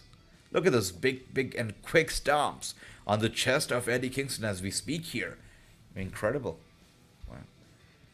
And I cannot wait for Rebellion tomorrow. And there's two reasons why I'm so excited for Rebellion. One of the reasons, of course, is Rebellion itself and the fantastic match card that Impact Wrestling has put together for us at Rebellion. And the second reason is because I'm going to be there doing our watch-along experience. The one experience that we saw for Raw this past Monday. We're going to be doing something similar for tomorrow's Rebellion pay-per-view. And whenever we have an experience stream, we are ringside for the show. And it's just a lot more fun. And tomorrow, I'm going to be making it even more fun, even better than what we saw the last time on Raw. It's going to be even better. And with that being said, the Walls of Jericho. Yes, I like calling this move the Walls of Jericho till this day. And it's been locked in. Eddie Kingston tries to get to the ropes, and he does so successfully, or maybe not. And once again, oh dear. Locked in, and Eddie Kingston finally gets to the ropes, causing a rope break right there. He doesn't give up, and that's a good thing. And Bobby says, age of our prediction is we could see Adam Cole and Dax Harwood happening on the Owen. That's actually, yeah, could happen. And I'd be in for it. Jonathan says, I'll get SmackDown on catch-up. Had a few of those elephant beers. Okay, all right, that's nice. Eddie Kingston, I think he can achieve big things. Always enjoy watching his matches. That's right, I totally agree. He's great. He is fantastic indeed, but I wonder, how long is he planning to wrestle before he retires? Because I want to see a lot of Eddie Kingston in my life. I want to see a lot of him. And that's right. The Lion Tamer also good. That's right, True. Also a good one. And Chris says, Brittany, oh my gosh. I'm not going to say anything about it, Chris, but that's right, it's Brittany. I don't know how Chris does it, but Brittany is going to be appearing on the show, and she's an amazing lady. What a great lady she is. And you guys better be there to tune in, because that is going to be a very good interview. That's right, Chris. It's Brittany. It's Brittany. She's a good friend. She's amazing. Wow. Matt's still going strong here, huh? Garcia's block off if it lands, but will it? Kingston maybe telegraphing this a little too much, Taz. Yeah, well, look, Garcia's hurting right now. I think Eddie's is trying to find that energy. Went for a single leg, but didn't work. Kingston stepped over. Oh, wow. Garcia's already hurt. This match should be over already. Oh wow, with a big chop from Eddie to Garcia going for the cover. This is over. It's over. Yeah, it had to be over right there. And 3-0, beautiful stuff, Renegade, great stuff. A 9-0, Chris with the monstrous streak. The invincible score, good stuff, Chris. Bobby says, AJ, I was thinking maybe someone will show after the match between Moose and Josh Alexander. The question is, who thinks that Josh is going to win tomorrow? Is Moose's streak, is his title reign finally coming to an end tomorrow? That's the bigger question, Bobby. I don't think Moose is going to lose, you know, after the interview that I did with him and how scary the interview was and the kind of stuff that he said. I don't think that Moose will ever lose. So I think Moose is going to retain tomorrow once again. But what do you think, Bobby? And anybody else who's watching Impact who's going to be tuning in tomorrow? What do you think? Is Moose going to retain, or is it going to be Josh Alexander's night once again? Let me know. And Bobby says 3-0 on AEW Rampage. Beautiful stuff, Bobby. And Kingston with the... That's right. Oh, wait. It's just a message. Send it to your boss. Wow. Sending across a big message, Eddie Kingston right there. Badass indeed. 7-1, great score, true, great score. And once again, I would like to tell everybody here, I mean, if you watch Impact Wrestling, it's great. Rebellion is going to be a great pay-per-view and you're going to enjoy it. If you don't watch Impact Wrestling, I'd still highly recommend you to tune in to Impact Wrestling Rebellion tomorrow because it's going to be a great pay-per-view. And look who's here. Keith Lee. This guy is so exclusive to Rampage. I almost forget. Whenever we watch Dynamite, I forget that this guy's with the company. But Rampage, he's always here. Good to see him again. Look up to him. He tarnished this battle when he got involved. Good to see him. And real talk there. How good. That's a... Oh my gosh. Jonathan, that video game, the AEW game, so I don't know. I don't know. I'm a bit critical. Because of the looks and the graphics. I'm a little critical. We haven't seen much of it, so I'm a little critical. Kenny Omega has said it himself that the video game will not be as visually appealing as 2K22. So stuff has been said about the video game, but the one thing that also has me intrigued is that they've been speaking highly of the gameplay, and they've been talking about how this game is going to bring back the old wrestling fans to play the game. They say that the fans used to play the older games like Here Comes the Pain and, you know, all those good old wrestling games. They will have fun and they'll love the game. So I look forward to it. I look forward to the game for the gameplay more than the look, but because of what Kenny Omega said, that the game will not probably be as visually appealing, but it will play very well. So I look forward to that, Jonathan. And Ricky, invincible score again. Great stuff. Will Painmaker Jericho appear at the Forbidden Door show? I mean, he must. He must. I remember he was perhaps one of the first guys that kicked the Forbidden Door open, right? When he showed up at NJPW, he's the guy, so he must do it. AJ, my guess is NJPW wrestler. I think it's got to be Painmaker. True, I think so. AJ, my guess is NJPW wrestler will show up after the match. Wow. If an NJPW wrestler does show up, it's got to be crazy. NJPW is everywhere. And True says Alexander posted with the belt, so Moose will win. I agree. Anybody who gets the last laugh on the free show is going down on pay-per-view indeed. Cannon and Kel, that's right. Love that. Is there going to be a My GM mode? I don't think that they have actually made an announcement like that, but I'm pretty sure there will be. I mean, considering the fact that they know very well that fans love the GM mode, so much so that they actually released a mobile video game, a game for your phones that's based on My GM mode. They gotta include it in the actual console game. I think they will. And it's just gonna be an arcadey game. They've said it before that it's about the old fans, the fans who used to love and enjoy the wrestling games from back in the day. They're going to be having fun. We know that Ukes is involved in the developmental process, so I believe it's going to be an arcadey game, a light-hearted, nice wrestling game, which we're all going to have fun with. And you know what? We've seen some terrible games from 2K in the past, so I'm definitely excited for this one. Hopefully this one gives 2K a big competition, so TK actually steps up and does something better with their games. And I remember, I love wrestling games. I've grown up loving wrestling games. One of the reasons why I got into wrestling is because of their video games, but 2K has really done a horrible job lately. 2K22 is good, it's alright, no big complaints there. But if you look at Battleground is perhaps one of the only game that I've, actually, not just wrestling game, but the only video game that I've only played once. I played Battleground just once. I purchased the game. I bought it. I don't know why I did.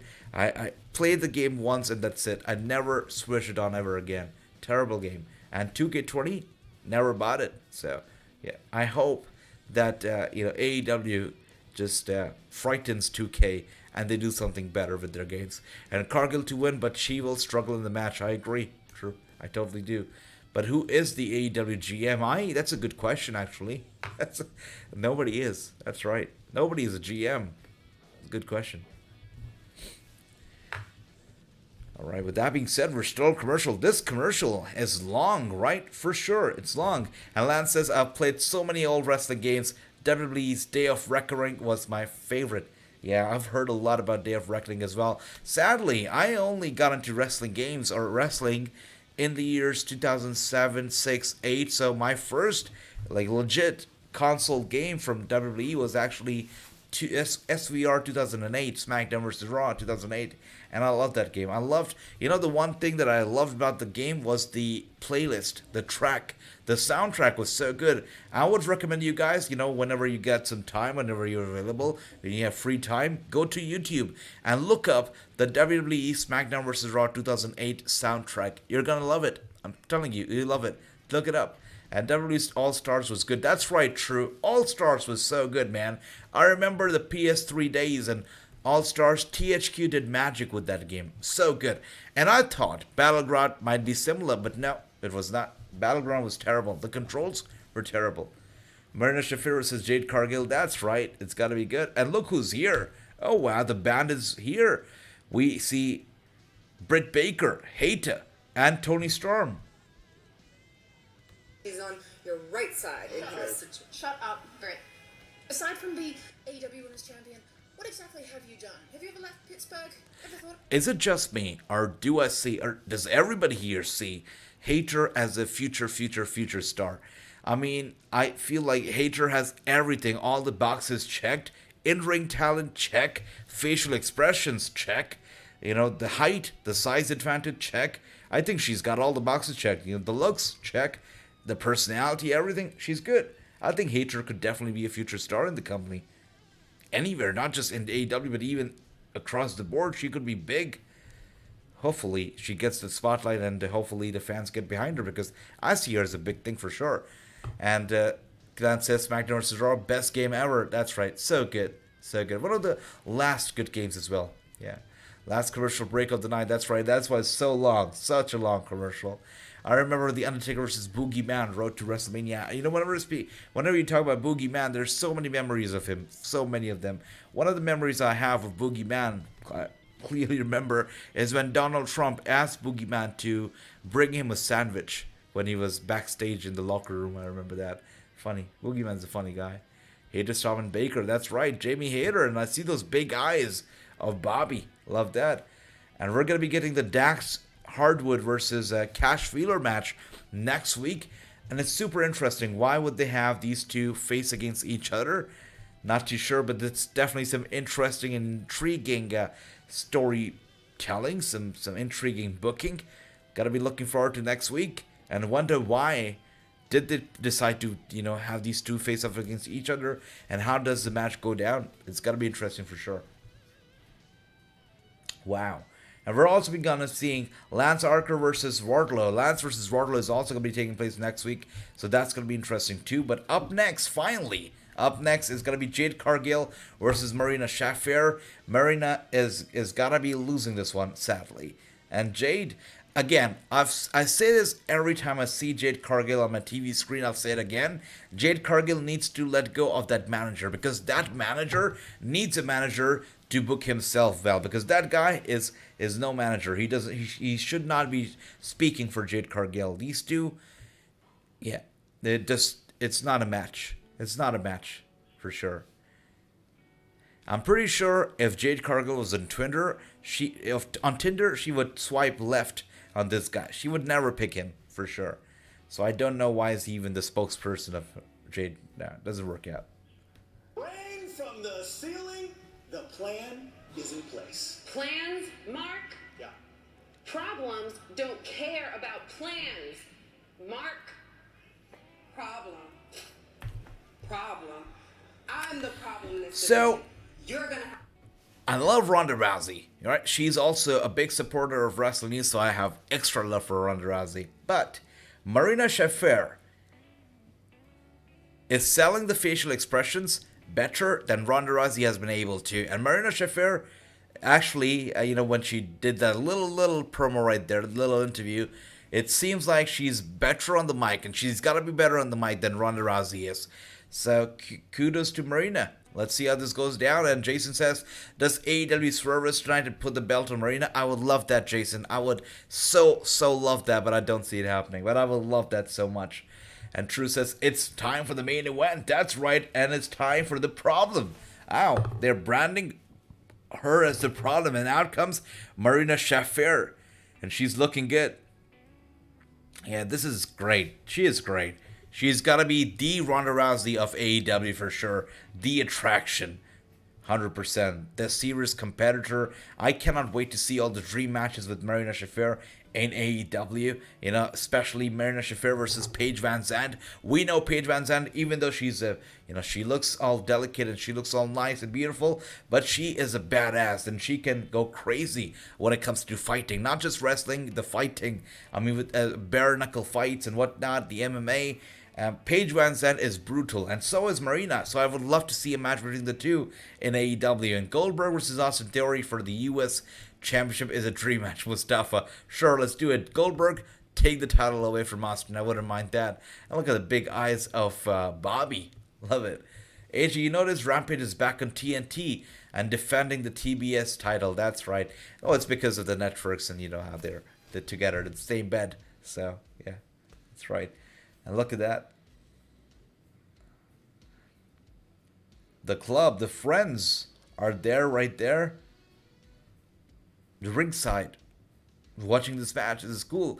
And Tony says Shafir needs to change her nickname because the real problem is Solo Sikoa. I love that, actually. Yeah. True. It's true. 100%. And True says Marona has a Black Widow theme song. I see. That's why I need to have my speaker up to take a look at this theme songs too. Alright, with that being said, the match is soon going to be underway. I love it. Alright, Marina is here, Jade Cargill's here, and that's my favorite referee. We've got Aubrey, one of the best referees AEW has. Really knows how to make sure the matches go down fair and square. This is going to be a good one. And Marina just looking in the eye of Jade. Some mind games going on right now. Let's see. Jade Cargill is nothing but all smiles. She's looking super confident. Let's see how this goes down. Oh, show off. Bit of a show off is Jade Cargill. Marina Shafir just hopping around the ring. Looking ready. Alright, with those big kicks landing on Jade Cargill as we see here. Wow, she climbs the back of Jade Cargill. Sweet. Jade Cargill fights back. Yeah, she's got to win. Yeah, she overpowers Marina Shafir early on real quick, as we see here. Interesting. Picks her up. Beautiful. And tosses her across the ring. There is no way that Marina is winning this one. Jade Cargill is dominating so badly. So badly. And looking so good. The green hair actually suits her really well. And with that being said, clothesline, and down goes Marina Shafir to the ringside. Alright. And Bobby says, I like both Jade and Marina Shafir. My heart says Jade and my mind says Marina. I love that. For me, it's the opposite. For me, I want to see Marina win, but I understand that Marina's got to be doing it slow. But you know what? I love both of them as well. And look at that. Wow, the bullies. Going after, how is this even allowed? Where is Aubrey? What is Aubrey doing? Are you kidding me right now? Oh dear. And I say that Aubrey knows how to, officiate a match and make it go down fair and square. Is she blind? Can she not hear them? This is terrible. Come on. Aubrey distracted. And the ladies ringside go after the very poor Marina Shafir, beating her up, and they don't even see it. Kiera Hogan needs to go back to Impact, says Jason. She was so much better with Tasha Steelz. She is not wrestling in AEW. I agree. Actually, I can agree that she was good with Tasha Steelz indeed. True says, why is Red Velvet with Jade? She was a face 2 weeks ago. It makes little sense to me as well, True. It does. With that being said, Jade Cargill looking to fly once again into the corner right there. Marina Shafir looks like she's in a bit of trouble. Jade Cargill gets her up and plants her down hard. Bobby says, I picked Jade. I love that. Everybody get your picks in, your predictions in. Who do you think is going to be winning this one? Jade? Marina? Your final picks. What is it? And wow, Chris says, AJ, can you interview Jade's puppet of a manager, the puppy? Oh dear. You know what? I would love to. I would love to. But again, AEW, you know, they're interesting when it comes to interviews. The whole approval thing, it's just, yeah, it's weird. So ask me to an interview a WWE person, I'll do it. But AEW person, it's tricky. Hopefully it gets resolved soon though. Kara wrestle on Dark, NWA, I see that.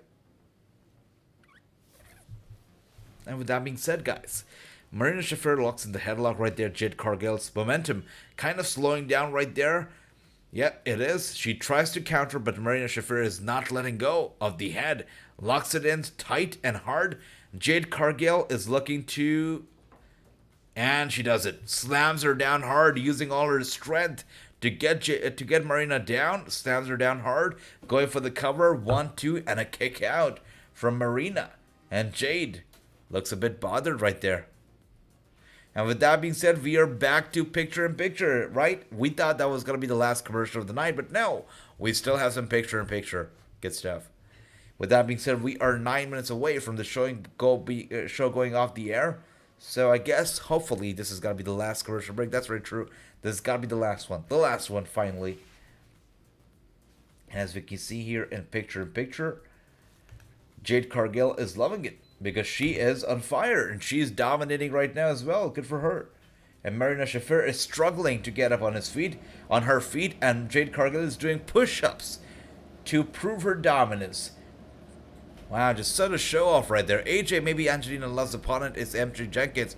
And you know MJ is great. She can sing, she can wrestle, she's fantastic. I like that, but I truly believe it's going to be Paula Mayfield. I think so. And Renegade says, I picked Jade Cargill. Let's see. I think she's got to win too, Renegade. I do think so. And once again, I must thank Renegade once again for the beautiful Galactic title that he's made so quickly, Renegade. That's awesome stuff. Thank you to all of you. Thanks to Chris for coming up with a beautiful name for Andy. Renegade, you guys are great. Thank you so much, Renegade. Awesome. And that title will be defended tomorrow for the first time ever. It's going to be up for grabs. Whoever gets the most predictions right is going to be the first ever Galactic Champion. It's great. Is it true that the wrestlers who wrestle on AEW's YouTube are not under contract with AEW? Is it true that they get paid for each match they wrestle? That's right, Jason. It's true. So in AEW, there are 3 different kind of contracts. I can't recall what they exactly call it. Maybe the A grade, the B grade, and the Z grade, if I'm not wrong. I could be wrong with those names right there. But 3 different kind of contracts. So... yes, that's right, that the people who wrestle on Dark and Elevation, most of them are not signed under contract with AEW. They're not under any contract. They're just there for one night only. So you see a lot of the independent stars, they just get a shot and they're just invited to the show and they wrestle a match. If things go well, they come back for more matches, and if things go really well, they're finally offered a contract. But every single wrestler, most of them that you see, on AEW Dark or Elevation, are independent wrestlers who are not signed to AEW. And Janela versus Murdoch, man, true, I'm so jealous. I can't watch that. I was looking forward to watching Janela and Murdoch match, and I can't watch it. So I'm super jealous.